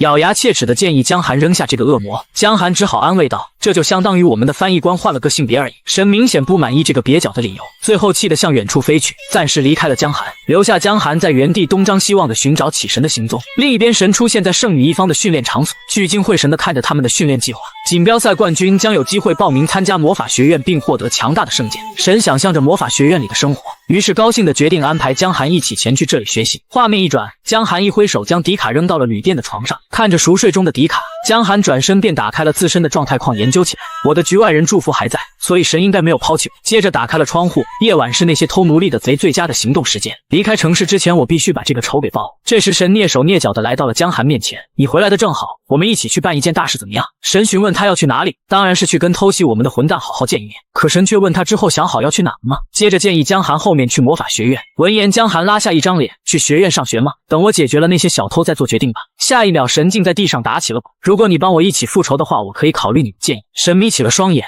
那就这么决定了。接着江寒买下一群奴隶当诱饵，就在江寒愣神之际，一支箭矢从远处袭来，这种攻击瞬间便被江寒挡下。这些诱饵果然引来了偷奴贼的惦记，甚至把他们的老大也引了出来。只见周围的高墙上眨眼间出现了大批的同伙，江寒一脸懵逼。这时一整个盗窃团伙都到了。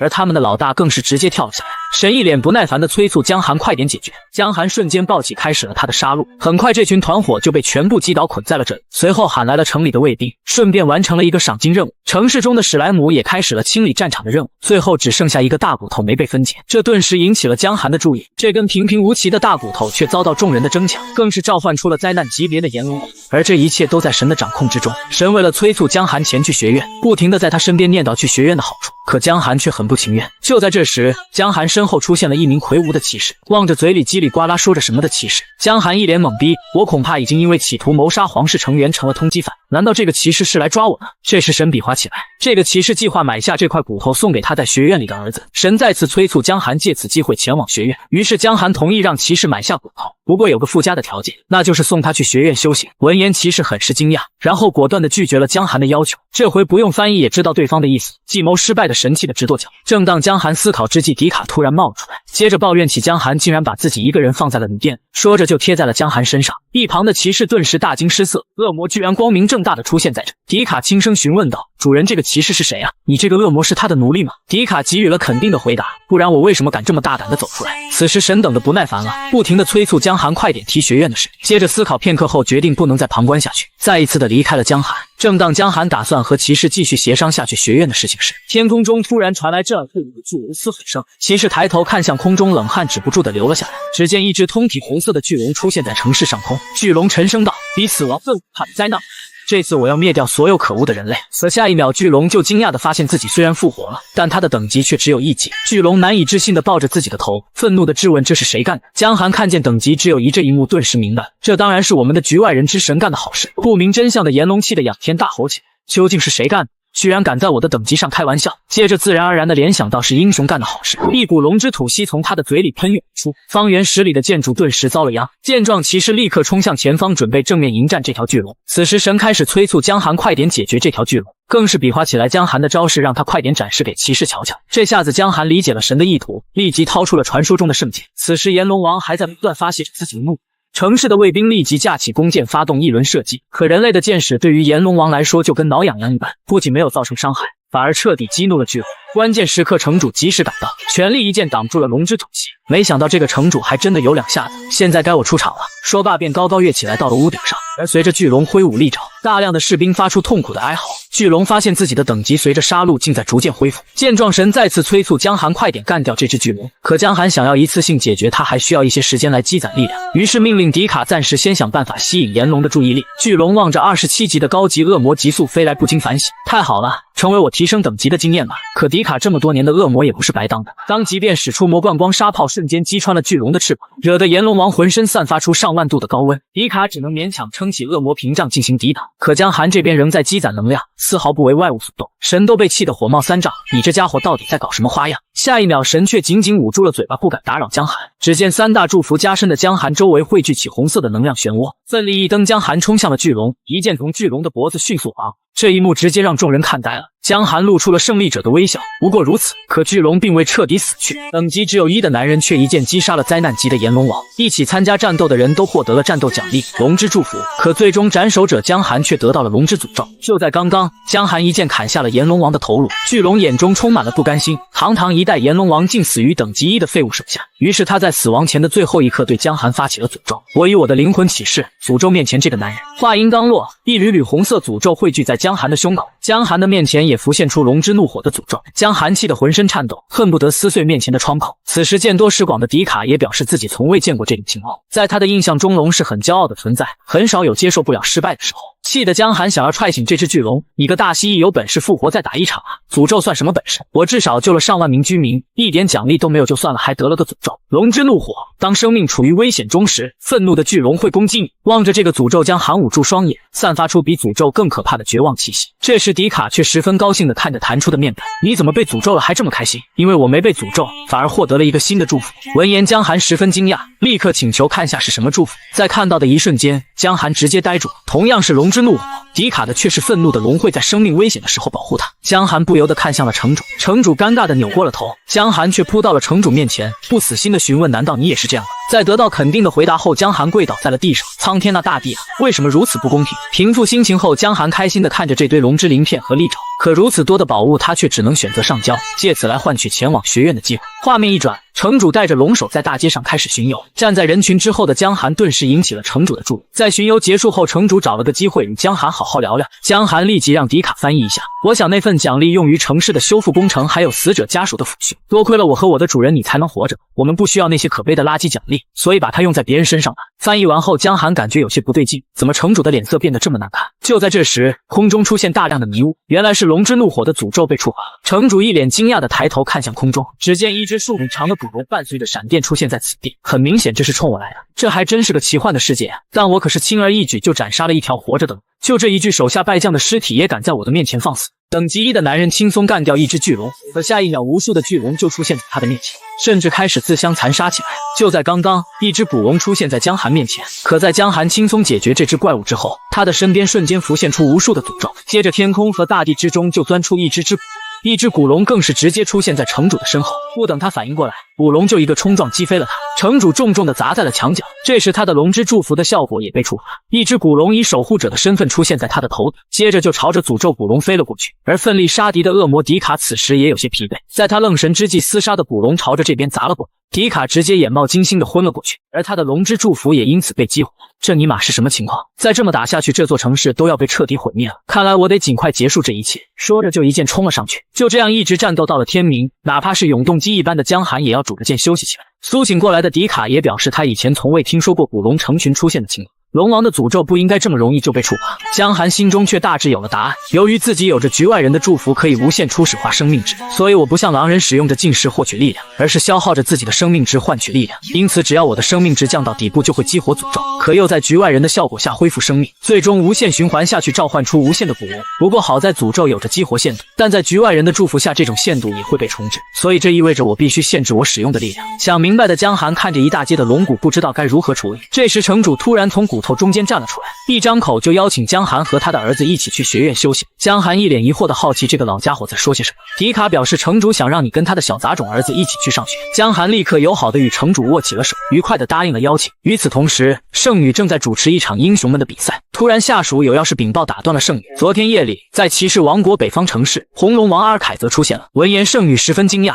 你确定消息是准确的吗？龙角的数量和鳞片的颜色都与文献中的描述相符，然而这只巨龙早已被圣女消灭了数百年。我可以确定红龙王的死亡，当时我亲眼见到了他的尸体。难道是有神明复活了他？我觉得不太可能，神明们正忙着关注这场锦标赛，应该没机会做出这种事。难道神搞错了比赛的地点？况且那里应该没有英雄，神为什么要复活巨龙？难道是从女神手中幸存下来的江寒？他肯定有一个神帮助他阻止女神的追踪。接着圣女责怪下属为何现在才告诉自己这么重要的消息，更是匆忙要去解决这件事。可下一秒圣女又停下了脚步，只听下属会报道红龙王已经被杀死，据说是死于一名骑士的手里。闻言圣女顿时放下心来，这肯定不是红龙王，一名骑士怎么可能干掉龙王？而另一边，江寒来到了城主的家中，男人只是一个眼神就召唤出了强大的古龙，下一秒却被古龙一口吞了下去。就在刚刚，江寒受城主邀请来城堡做客，在交谈中得知城主想让江寒陪自己的大儿子去学院，而不是和没去过学院的小儿子一起，只因大儿子性格内向，最终从学院辍学。这听上去我像是一个陪读的书童。这时城主夫妇感激地看着江寒，如果你答应的话，必有重谢。可这句话在迪卡翻译过来却变成了他们想要用金钱来驯服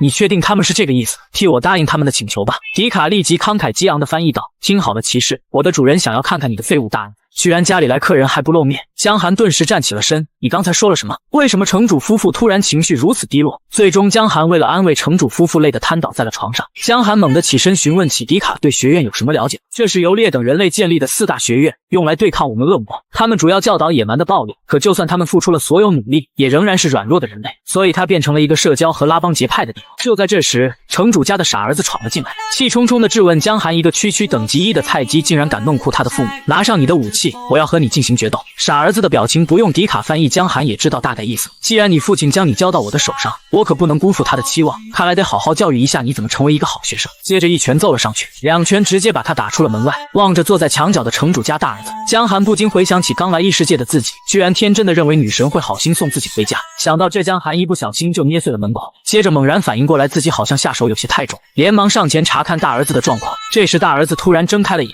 一看见江寒就立马起身想要逃走，然而没走多远就被迪卡给打晕了。江寒一时间觉得这回做的太过分，于是决定送些珍贵的龙骨给他。闻声赶来的城主不敢相信这种的跟猪头一样的人竟是自己的，江寒只好尴尬的挠了挠头。在魔法师的治疗下，大儿子很快就苏醒。江寒捂脸感慨道：“这治疗的效果非常好啊！”可大儿子一睁眼就要继续跟江寒拼命，看来你还没有认识到问题所在。一瞬间，江寒散发出强烈的气场，一只捕龙顿时出现在他的身后，接着一口咬了下去。可下一秒，江寒就一拳打碎了龙牙，从龙嘴里钻了出来。男人入学第一天就遭到了校园霸凌，可他这个等级1的新生却轻松击败了2名施暴者。就在刚刚，江寒带着迪卡踏上了前往勇者学院的道路，可到现在江寒还不知道自己究竟为什么要去学院。神只告诉他，等到了学院就会知道原因了。很快他们便到了学院门口，可江寒仍不知道这个原因。一旁的神见状，立刻抱着枕头装作睡着了。江寒发现这里与其说是一个学院，倒不如说是一座堡垒城市。望着穿着学院服的江寒，迪卡兴奋地说道：“主人，你这个1级的新生肯定会成为众矢之的。”画面一转，江寒做梦也没想到来了异世界里还需要进行入学考试。考官惊讶地说道：“你这个1级的新生竟然能通过所有的体能测试。”接着更是提问江寒对精灵有什么了解。江寒对精灵的印象可以说是相当深刻，于是回答道：“我曾经被精灵的箭射中。”考官觉得江寒很幽默，并且注意到了江寒有着精灵的祝福，接着爽快地录取了江寒，希望你这个精灵赐福过的新生可以在这里过得愉快。如果你有任何需要帮助的地方，可以随时联系。就这样，江寒开始了他的学院生活。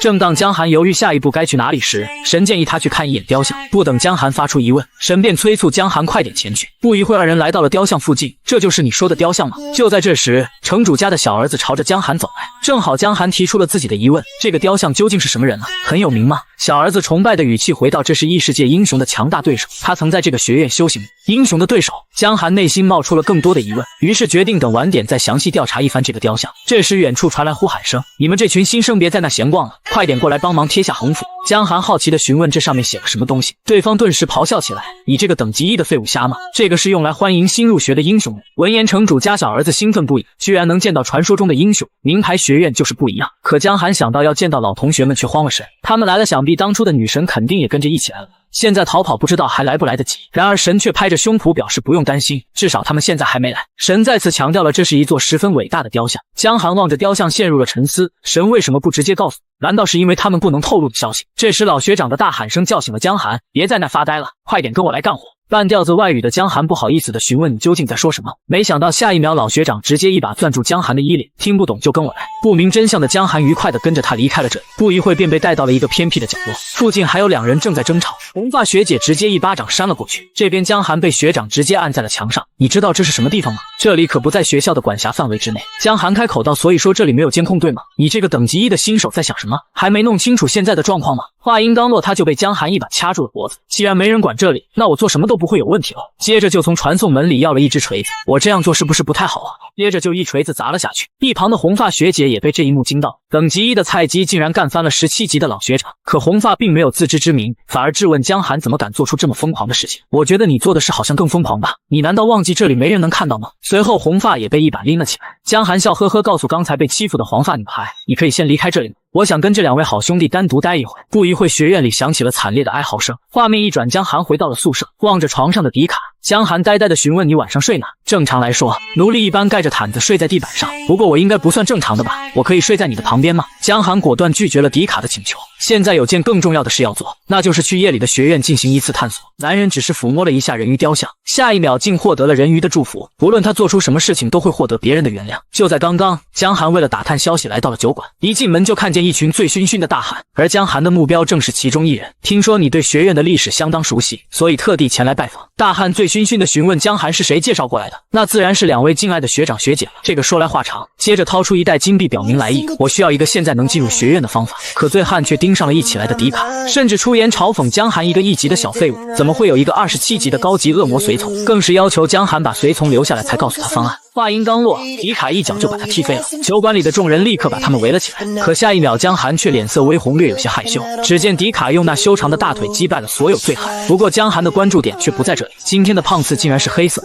画面一转，一名学生正在巡夜，江寒猛然从背后扑了出来。只因学院的夜袭抵御能力也是学生的评价体系，江寒得以顺利的潜入这里，就是只能打晕不能干掉他们这条线，制有些烦人。二人很快到达了雕像的附近，这时迪卡说起了雕像的秘闻。据说佩达因为看上了英雄的女人而遭到了放逐，最终他带着怨恨投靠了夜之女，成为吸血鬼后，他成功带走了那个女人。江寒崇拜的看着迪卡，你竟然知道这么多，不过神说过这里有着答案，我怎么没发现？我想我已经知道了谜底，你不觉得奇怪吗？佩达和女骑士之间居然没有任何障碍，并且佩达望着女骑士，女骑士却望着别的地方，所以我们只需要跟随女骑士的目光，应该就能解开谜底。片刻后，二人来到目光凝视之处，地面上赫然有着一个特殊的标记，这竟然是一幅地图，标记点貌似就在附近的湖泊。这么看，我又想到了一个传说，据说很久以前，湖中住着一条美人鱼，在等待佩达太久之后变成了石头。二人按照传说，根据佩达的方位，果真找到了一座人鱼的雕像，这就是故事里的美人鱼吗？除了哭泣的脸，看上去也没什么特殊的呀。思索片刻后，江寒决定好好搜索下雕像的底座。就在这时，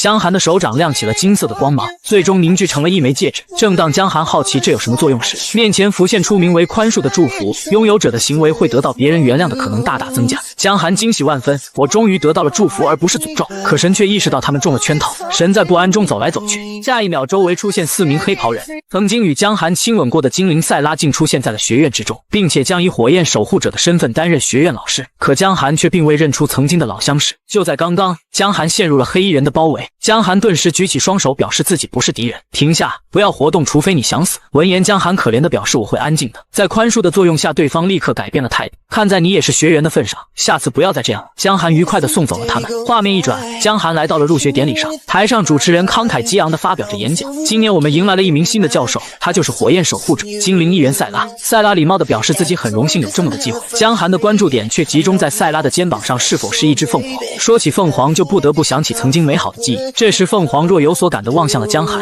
是我多想了吗？这只火鸟怎么一直盯着我看？此时锅盖头出声打断了江寒的思考，我真不敢相信我可以见到火焰守护者，这次回来上学太值了。江寒不禁疑惑道，这个精灵有这么厉害吗？与此同时，开学典礼进入了下一阶段，副校长着重表示今年是特殊的一年，不久会有一批英雄前来入学，在这之前我们要先进行一场分班仪式，你们会被分为上等班和下等班，分班规则很简单，战斗到你们一半失去战斗力为止。话音刚落，台下便乱作一团，刚才还和和气气的同学下一秒就互相打斗起来。江寒对这个野蛮的规矩十分赞赏，既然我有了新的宽恕祝福，那就等我把你们都打倒了再原谅我。这个主意听上去不错，瞬间便干翻了3名同学。此时城主的大儿子跪在地上瑟瑟发抖，他只觉得这群人的脑子都有问题，上等班里恐怕都是这种疯的，于是顺势倒地装作被击倒。很快战斗结束，江寒微笑着等待着表扬。教导主任先是对他们进行鼓励，接着就要宣布上等班的班长人选。江寒立刻竖起了耳朵聆听，只听老师说到班长是雷吉尔王子，我很期待和你们一起学习。这老师竟然不选战斗力最强的人当班长。与此同时，圣女的锦标赛也进入了颁奖阶段，祝贺你成为这次比赛的最后赢家。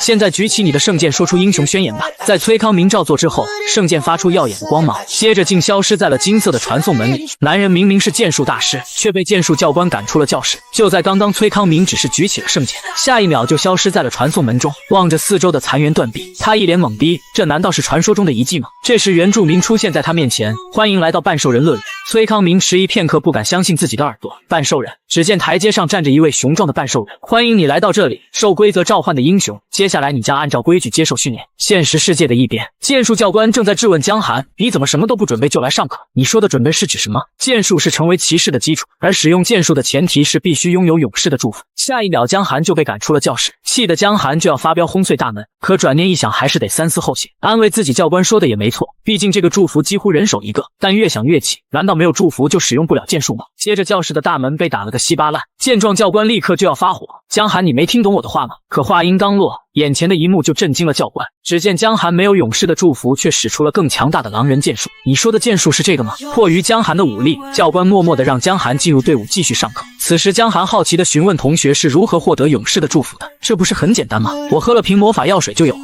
闻言江寒露出了气愤的目光，这群懒惰的混蛋，怎么不早点告诉我这个方法？这时身后班长靠近了江寒，对他表达了欣赏，甚至表示只要江寒成为他的下属，就可以给他无限的药水。江寒冷冽地说道：“法克尤，给老子滚！”正当班长要大发雷霆之时，江寒发动了刚得到的宽恕祝福。班长愉快地表示：“我马上滚。”神却在一旁吃起了爆米花，表示自己知道关于班长的怪癖，十分期待后续的剧情。终于教官进入了正题，在上课之前，我给你们看点好康的东西。接着掏出了自己珍藏多年的龙牙，教官和同学们都对龙牙露出了迷恋的目光。这可是我花了10年的积蓄才买来的，看看这个大小和光泽多么闪耀。而这些对于有着一堆龙骨的江寒来说简直太无聊了。最后这节课在教官讲解龙牙的故事中度，周围的同学对这堂课都很满意，他们十分不理解江寒为何不喜欢龙牙。就在这时，身后传来沉重的脚步声，回头望去便看见熟悉的面孔，三人均是被江寒击败送入下等班的同学，对方竟表示有好东西要让江寒见识一下。画面一转，江寒来到了对方的大本营，只见城主家的傻儿子正趴在地上，接着被金毛一把拽起。这家伙是你的同伴吗？如果不是因为你把我们送到了下等班，这家伙也不会落得如此下场。金毛一行人更是要对江寒进行报复，而愤怒的江寒却只说了一句愚蠢：你认为如果你进入下等班，生活就会变得顺利吗？真是不可饶恕！你们这群家伙竟然把老头子交到我手里的孩子弄得一团糟。说着就打开了传送门，掏出了一根新鲜的大骨头要进行道歉。对方还没意识到问题的严重性，看着大骨头笑了起来。就凭这个吗？下一秒他就被打得面目狰狞，再也笑不出来。猛然发生的一幕顿时惊呆了众人，可江寒却缓缓开口：下节课要开始了，所以你们这群混蛋一起上吧。等级1的废柴竟然掌握了禁咒级别的魔法，只是一击就击穿了天空，更是打败了学院里最强的剑圣。就在刚刚，男人只是举起一根大骨就散发出摄人的气势，不一会敌人就全倒在了地上。望着地上装睡的大少爷，江寒打算对外宣称击败这些学生的人就是他，毕竟自己一个等级1的人干翻这么多人，说出去也没人信。对此大少爷只是用幽怨的眼神看着江寒。这时最开始被打晕的男人醒了过来，江寒笑着走了过来：我一会还要去上课，地上的人就麻烦你带走了。男人懵逼的回了声好，谢天谢地，看来我们之间误会成功解决了。随后男人恭敬的欢送江寒的离开。就在江寒准备去继续探索学院时，从人鱼那获得的戒指却突然亮了起来。江寒跟着戒指的指示向前走去，很快戒指停止了躁动。什么情况？戒指坏了吗？还是说我们已经到达目的地了？这里看着确实很可疑。神示一江寒天上有一堆东西正在飞来，只见一堆魔法能量正在急速降落，下一秒就砸中了江寒刚才的方位。谁这么没有公德心啊？随地放魔法！这时跑过来一位气势汹汹的男人，指责江寒怎么会闯入这里。然而在宽恕的作用下，男人立刻变了个脸，这里是魔法射击场，亲爱的同学可不要随便在这乱走。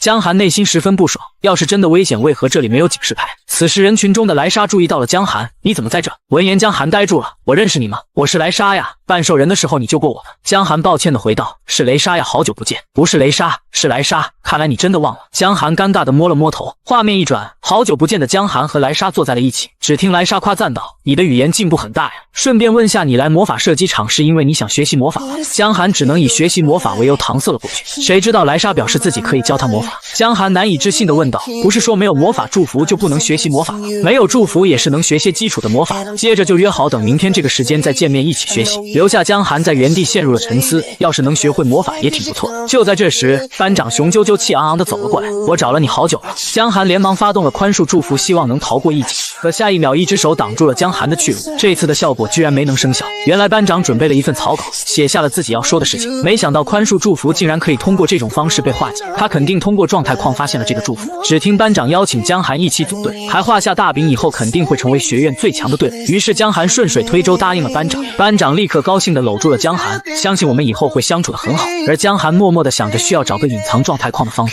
很快江寒一回去就问迪卡有没有这种方法，在迪卡的思考下说出了很多方案隐藏状态矿，然而这些方法都是需要获得神之祝福，没有一个是现阶段的江寒能够得到。这时一旁路过的同学说到，某些诅咒虽然有些危险，但也可以有同样的效果，用诅咒来隐藏状态矿，听上去很有趣。接着迪卡不甘示弱地表示自己知道一个诅咒有这种效果，那就是贪婪的诅咒。这个诅咒会使你对自己的财产有着绝对控制权，财产自然也包括状态矿，而这个代价就是你的生命力。这简直是为我量身打造的祝福，真是太好了。镜头一转，江寒来到了雇佣兵俱乐部，给迪卡也注册了一个雇佣兵的身份，接着申请了一个猎杀狼人的任务。迪卡好奇地询问这是在做什么？你不是说过想要获得贪婪的诅咒，需要拥有很多大量的财富或者奴隶，所以我打算好好培养你，把你的等级提高到足够高的程度，不就能满足这个诅咒的条件了？然而迪卡却担心自己有着狩猎的诅咒，会极大提升敌人的实力，也因此自己才一直停留在这个等级。江寒不由得问道：食人魔很强吗？迪卡表示食人魔大概有着曾经遇到的城主一样的实力，而我现在顶多能独自对付3个半兽人。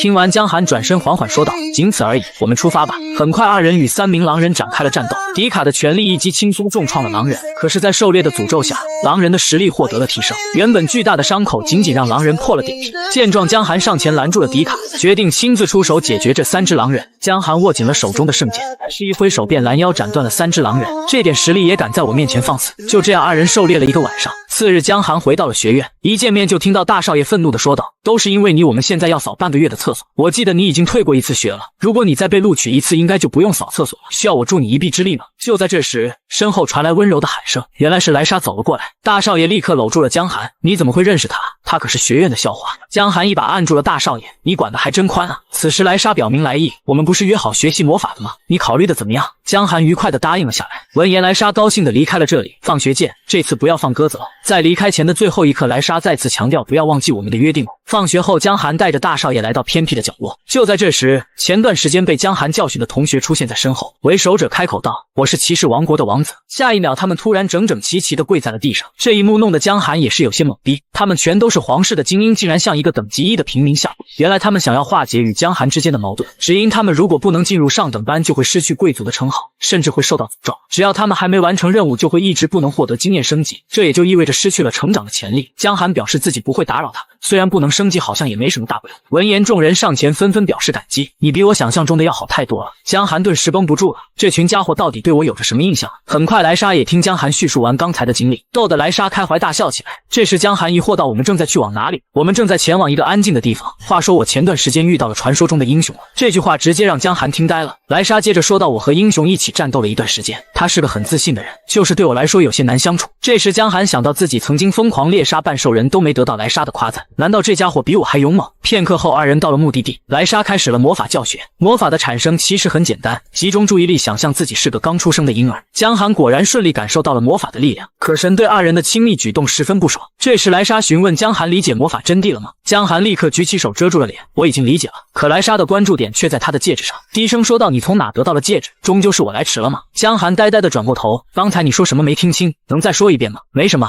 我们继续学习魔法吧。接着江寒全神贯注感受肚子里的能量，可这股能量在局外人的作用下突然消失了。江寒慌张地掀开衣服看向肚子，热热的感觉怎么没了？神在一旁笑得满地打滚，原来是局外人的效果从1升级成了地级。下一秒，江寒突然出现触电一般的感受，更是痛得跪在了地上。原来是局外人重置的频率越来越快了，而江寒一直控制着之前的力量消耗，力量平衡被打破了。现在他积蓄的力量越来越多，颤颤巍巍地站起了身，一颗能量球迅速汇聚在掌心，只能祈求能量能够从这释放出来。下一秒，一股能量从中迸发出来，直接冲向了天空。现在我感觉舒服多了。莱莎却疑惑江寒怎么突然使出了魔法，这也是魔法吗？莱莎更惊讶了，你竟然在不知情的状态下使出了禁咒级别的魔法。我懂了，我可以通过狼人的力量使出剑术，现在也可以通过它释放魔法。接着又实验性的释放了几次魔法。正当江寒高兴于自己掌握了魔法时，学院老师大声呵斥道：谁在校园里随便使用魔法？江寒惊讶地转过了头，又是你？江寒，不去上课也就算了，还公然违反校规，不要妄想逃跑，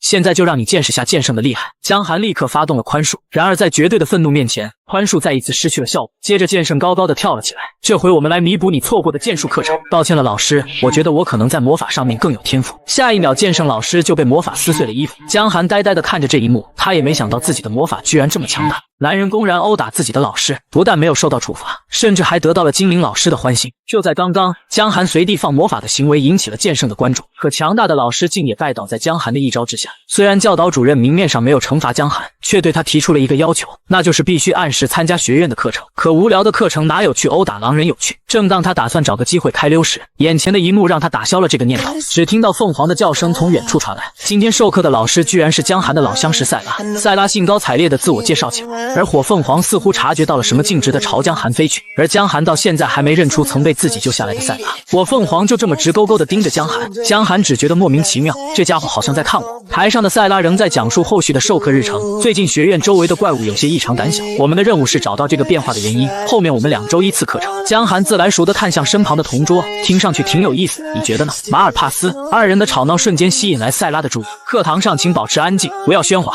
否则将会……这时塞拉突然看见了熟悉面孔，一眼就认出了江寒这个老朋友，下一秒就表示收回刚才的话，今天的课程到此结束，以后每天这个时间都有这个课程。接着便面色通红地离开了教室。江寒却觉得罪魁祸首在于马尔帕斯，都是因为他才会每天都需要来上课。次日塞拉的第1堂课便是抓住足够多的史莱姆，江寒只是拿出了1根骨头就吸引住了上百只史莱姆。塞拉兴奋地夸赞了一番江寒，表示自己从未见过这么聪明的学生，并以此为借口要为江寒单独上1节课。画面一转，塞拉高兴地跟江寒打招呼，江寒礼貌地回应了句老师好，可这却惹怒了塞拉，我们不是说好的私下里不要用这么正式的称呼吗？江寒结结巴巴地说道好的，塞拉小姐。接着塞拉提出今天的课程是人与友好怪物的相处，假如你是我的史莱姆，我来给你做个示范如何对待他们。随后便走到了大树旁边，示意江寒躺在自己的腿上。江寒十分镇定地完成了指令。塞拉疑惑道是我吓到你了吗？我是不是太着急了？江寒连忙回应没关系没关系，多亏了局外人的祝福自己才能如此淡定。此时神正眯着眼睛神色不善地盯着这一幕，江寒不禁陷入了沉思，无论是塞拉还是莱莎，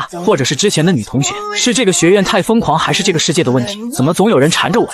面对精灵老师的投怀送抱，江寒却相当淡定，甚至表示上课哪有打猎项。在经过1个晚上的狩猎之后，江寒愉快地打开了迪卡的状态框，可就算迪卡从27级升到了31级，我怎么还是没有获得贪婪的诅咒？这时迪卡表示这都在他的意料之中，这个诅咒没这么容易达成，不过我们还是有些收获的。可迪卡立刻回想起雇佣兵老板的态度，请不要再带这些狼人耳朵回来，分部的保险柜都掏空了，我们已经支付不起这个任务的佣金了。如果您对此有疑问，您应该更改任务的要求，我们完成了你的任务，难道你想赖账吗？既然如此，我这里还有另一个你们可以接的任务，你一定会满意的。这可是一个 S 级的任务。画面一转，江寒扛着铁锹来到了任务地，这个 S 级的任务就是挖开这里的土。江寒气冲冲的边挖边吐槽道，这 S 级的任务看上去就像是个盗墓贼。一旁的迪卡表示这应该也比你在学院里上课有意思。半个小时过去了，江寒已然挖出了一个深坑，就算是铁打的江寒也有些疲倦，还不如用魔法把这里给直接炸开，但你也可能会损坏重要的遗骸，这里面可能隐藏着巨大的秘密，所以我只能靠自己手动挖了吗？要是我有更多的人帮忙就好了。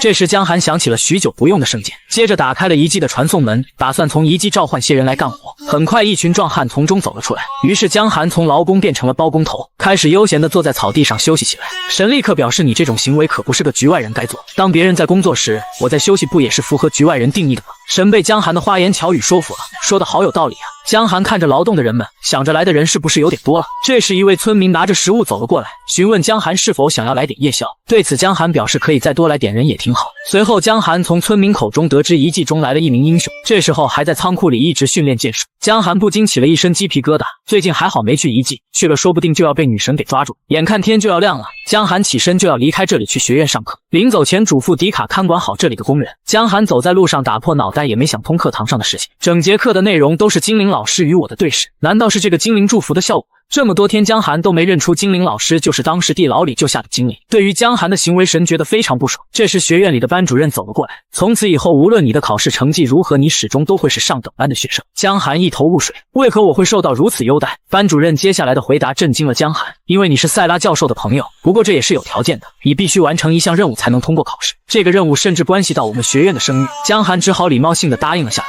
见到自己的任务完成，班主任立刻转身离开了这里。不一会，江寒为了完成任务找到了迪卡，见面先是一阵寒暄，接着就要带迪卡一起去执行一项任务。迪卡敏锐地嗅到了江寒身上散发着一股精灵的气味，别闹了，快点跟我来。镜头一转，江寒带着迪卡来到野外的草原，接着说出了这次的任务是抓住一个足够强大的虫。迪卡不禁捂着嘴喜笑了起来，你已经有一个像我这么强大的恶魔，你还在找什么？神更是在一旁表示你应该驯服一条凶猛的巨龙。迪卡也持有类似的看法，适合你的强大的宠物恐怕只有巨龙和飞蛇，我怎么可能在这种地方找到这些怪物？这时迪卡表示有一个怪物可能很适合你，它既强大又聪明。什么怪物？快点告诉我。那就是我，迪亚洛卡。瞬间江寒和神都陷入了沉默。他曾经是所向披靡的英雄巨象，如今却沦落到以史莱姆为食，一不小心更是被一条100米巨蟒缠住躯体，而这一切都被江寒看在眼里。随着巨蟒的束缚逐渐加强，巨象很快体力不支，开始口吐白沫，不一会就彻底昏迷过去。巨蟒不禁感叹今天真是个好日子。这时他注意到了悬崖边缘的江寒，面色微红，扬言要带走江寒好好享受一番。闻言迪卡不屑地摇了摇头，在江寒惊讶的目光中径直地跳了下去。巨蟒尚未意识到问题的严重性，只见迪卡一把抓住了他的尾巴。你这样的垃圾也配挑衅我的主人？说着便猛然冲上前，一拳便击倒了虚张声势的巨蟒。你这个小卡拉米也配当我主人的宠物？正当迪卡想要彻底解决这个低劣的野兽时，江寒忽然出口阻止了他。这家伙好歹会说人话，说不定可以用来完成任务。在迪卡愣神之际，巨蟒瞬间挥动尾巴砸向迪卡，趁此机会快速的脚底抹油，想要逃走。临走时还放出大话：今天算你走运，放你一马。然而下一秒他就遭了报应。江寒惊讶的看着眼前的一幕，只见一只胖胖的动物一口将巨蟒吞了下去，神表示这是一条可爱的龙。闻言江寒差点摔倒，你管这叫龙？龙难道不应该是像前段时间看到的那样吗？就在这时，龙之诅咒也被相应触发，小龙立刻愤怒地看向被诅咒的江寒。好吧，看来这家伙真的是一条龙。眼看小龙小山大的巴掌朝着自己落下，江寒却丝毫不慌。为什么每个人都这么想杀了我？接着随手一击就击退了气势汹汹的巨龙。小龙眼含泪水，痛苦地看向被打飞的食物。江寒高高跃起，悬浮在空中，将自己被女神召唤来异世界的怨气全都发泄在这一剑上。只见一道千米长的剑芒迅速冲向地面，在这道耀眼的红光笼罩之下，龙宝宝瞬间恢复了清醒。下一秒，这道攻击就从他的翅膀上擦肩而过。望着身旁深不见底的沟壑，龙宝宝惊出一身冷汗。从现在起，你就是我的宠物了。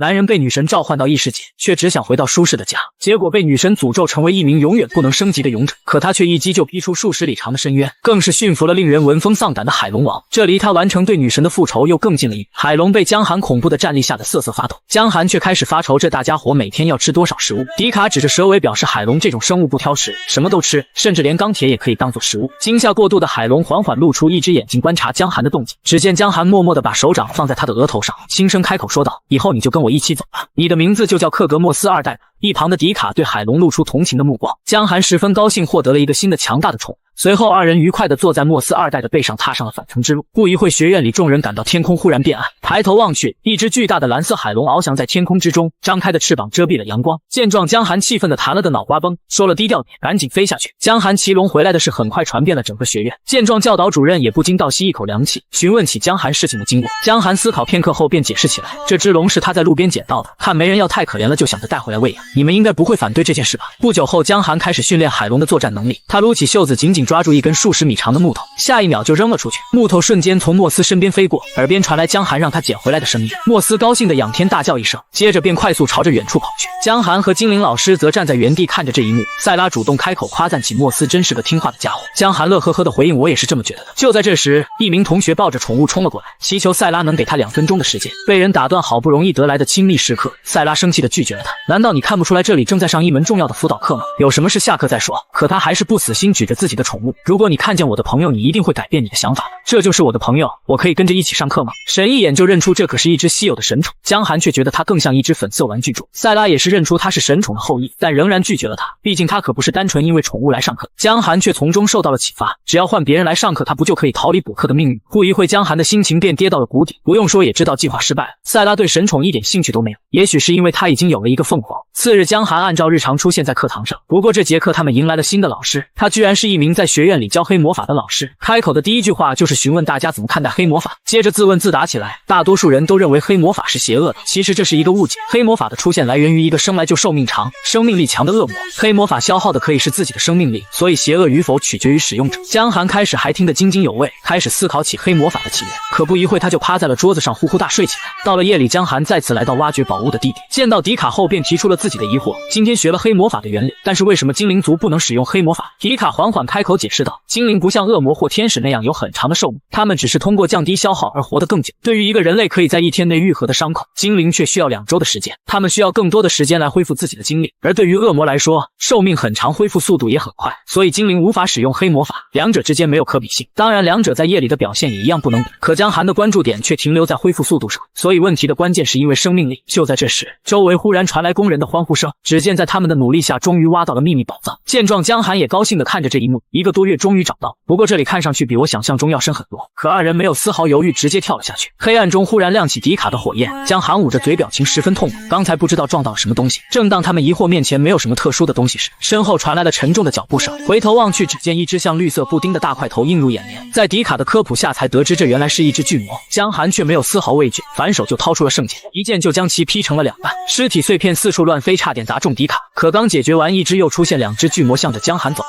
不一会，此地又安静了下来。只见无数碎块朝着周围飞射出去，江寒看着身上的绿色液体差点就要吐出来，他们死的方式也太恶心了吧。就在这时，江寒的戒指忽然闪烁起来，径直的指向前方。看来佣兵会长没有撒谎，这里真的有 S 级的宝藏。老人只是刚睡醒就被一剑腰斩，可下一秒他却生龙活虎的出现在面前。这一幕也让江寒二人十分震惊，明明只是按照戒指的指引找到了所谓的 S 级宝藏，可面前却只有一堵漏风的墙壁。当他使出全力一击打开这片墙壁之后，只见身处地下千米的此地却充满了生活气息，然而四周却没有人类的任何身影。就在江寒踩上倒下的墙壁时，一只手忽然从地下伸了出来，吓得江寒跳回了原地。只见残垣断壁中露出一双健壮的手臂，瞬间便震碎了所有石头。你为何会出现在这里？这个隐藏的监狱只有女巫才能打开。老人捂着脑袋面露痛苦，该死的女巫，回答我的问题。江寒无言，这家伙精神肯定有点问题，为什么这里的人都这么莽撞？下一秒一个跳跃躲过了老人的袭击，老人的口中仍在不停地念叨着该死的女巫。江寒落地，女巫囚禁你，那你找他算账啊？可老人仿佛把他当成了女巫冲了过来，见状江寒也不再忍让，圣剑猛地一挥就击退了老人。江寒跟上挥出一记拔刀斩，老人当场失手分离。可接下来的一幕让江寒惊讶的下巴都要掉到了地上，只见老人的胸口竟快速生长出肉体，接着老人就从远处疾跑过来。江寒立刻对迪卡发出指令，上吧迪卡。在奴隶祝福的控制下，迪卡抬起了脚，一脚就踢飞了肌肉老人，同时传来迪卡的尖叫声。你第一次发动奴隶的祝福就是为了这个？可当江寒看见老人被挂在了天花板时，江寒却认为迪卡应该把他踢得更远一些。迪卡气呼呼地表示不要烦我，于是他选择坐在老人的身上阻止他继续发疯。江寒则是趁机召唤出村民帮忙带走有价值的物品。在等待的过程中，迪卡也差不多明白了前因后果。迪卡根据壁画上的内容得知，确实是一个强大的女巫抓住了这名男子，这个女巫的实力甚至堪比诸神。江寒身后的神立刻叉着腰表示这不可能。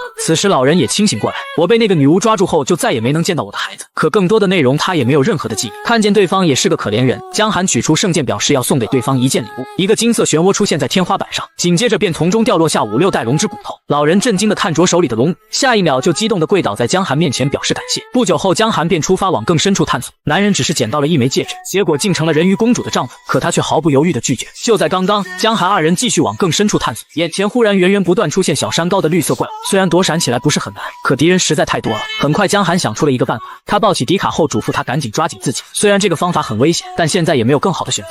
他利用巨龙的诅咒召唤出大量的当看见被围在中央的江寒，古龙下意识地认为他们是一伙，下一秒怪物就跟古龙大战在了一起。打了2个半小时后，所有敌人都同归于尽，江寒则是将迪卡护在身下。迪卡，你还活着吗？沉默片刻后，迪卡回到我死了，紧接着就一把抓住江寒的衣领，主动亲吻了上去。见状，局外人之神也瞪大了嘴巴，生气地大喊起来。这一刻，地板忽然摇晃起来，众人瞬间跌落到下一层。迪卡疑惑问道：“你是知道这下面还有一层吗？”江寒却痛苦地捂着嘴唇没有回话，神只觉得十分不爽。这时江寒手上的戒指忽然亮了起来，宝物肯定就在附近，我们趁怪物到来之前快点找到它吧。不一会儿，二人来到一扇黄金打造的门前，这回我们总该是到终点了吧？似乎是感应到了戒指的到来，大门此刻也缓缓打开。江寒二人看见屋内的一幕，瞬间呆住，一道瀑布竟从天花板上流出，迷雾之中隐隐约约看见3个身影。这时人鱼的身影忽然开口：“我亲爱的丈夫，欢迎你的到来。”闻言，迪卡气得青筋暴起，看起来这里还有一些经验可以让我升级。局外人之神也在一旁附和赞同这个观点。江寒让二人先冷静点，开口询问这究竟是怎么回事，宝藏怎么成了丈夫？人鱼嘴角上扬，你接受了我的祝福戒指不是吗？听到这，迪卡瞳孔微缩，你就是那个1000年之前的女巫，你竟然还活着。她是历史上唯一一个不是勇者却独自杀死过魔王的人，但她却背叛了勇者。你说的对，我把一切都投入在过去的爱情，我是一个出卖勇者的怪物，我唯一能寻求宽恕的方式就是死亡。所以亲爱的丈夫，你能帮助我解脱吗？这个世界就连死也这么魔幻的吗？只见2只水龙飞速出，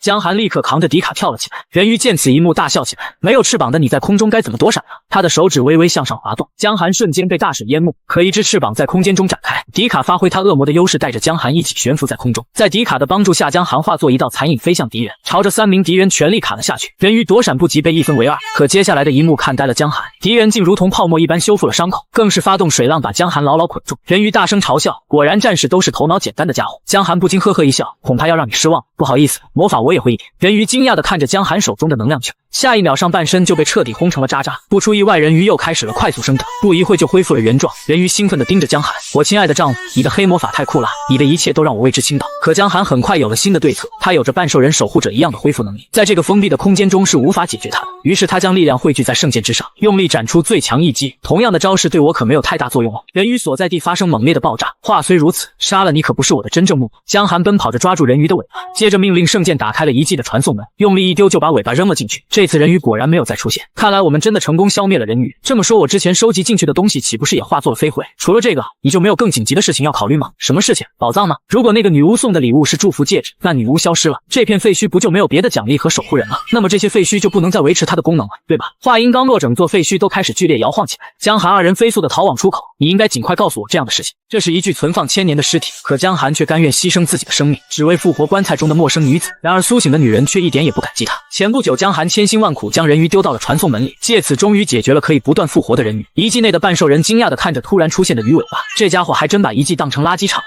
只见断尾处不断再生，下一秒人鱼竟又恢复了原状。他四处打量起遗迹，从中感受到了另一种规则。每个遗迹都有着独特的规则，而人鱼赫然也多出一项遗迹任务，培养年轻的战士。半兽人面色诧异地看着这一幕，你是在告诉我以后必须和一条散发腐烂气味的鱼一起工作？此时的学院内，学生们正聚集在教学楼前抗议，不要妨碍我们的探险，请解除遗迹的封锁。校长为此事头痛不已，本以为地震会让遗迹的一切都消失，现在好了，学生和家长们都处于恐慌状态。副校长缓缓开口道，看来在试图利用寺庙垄断废墟的时候，有些是偏离了我们的计划。遗迹就在学院的正下方，因此有些人正在为他们的利益发声。再这么闹下去，所有的学生都要退学，我们学院可能要彻底消失了。既然如此，不如我们先做出一部分让步吧。无奈之下，校长只能赞同这个想法。副校长立即集合所有老师开会讨论一下我们如何才能做出最少的让步。另一边，江寒本应该期中考试发愁，现在考试被取消了，学院的情况也一团糟。这次探险中唯一的好消息就是获得了一个新的诅咒，有了贪婪的诅咒，江寒再也不用担心别人随意窥探自己的状态框。尽管使用诅咒的代价是生命力，但还好江寒有着局外人的祝福。就在这时，黑魔法老师出现在江寒身后，江寒，我需要你的帮助。随后二人来到了黑魔法实验室，只见一口棺材摆放在屋子中央。这时老师询问道，我们推测你可能拥有一种特殊的祝福，可以抵消黑魔法所需要的生命，是吗？江寒给予了肯定的回答，暗自庆幸多亏了贪婪的诅咒隐藏了自己的状态框。这时老师脚步一顿，面色狂热地看向江寒，听说你是自学的黑魔法师吗？江寒礼貌地笑了笑，是的，教授。既然如此，我需要你做一件事。这次学院发现废墟后有很多累积的问题，导致我们现在处于无法再拒绝请求的状态，因此应大公爵的要求，我们必须找到杀害他妻子的凶手。所以你是说我们可以用黑魔法复活尸体，然后问谁是罪魁祸首？没错，不过我会完成大部分的魔法，你只需要辅助我就行。不等老师说完，江寒就撸起袖子准备开干。江寒将手缓缓贴在棺材上，将自己的生命力逐渐传输到女子的体内，同时回忆起村长使用生命魔法时的细节。随着江寒逐渐加大传输的力，整座棺材绽放出耀眼的光芒。尽管已经不是第一次了，这种生命能量被强行吸走的感觉还是像以前一样痛苦。老师惊讶地看着这一幕，献祭不可能一气呵成的。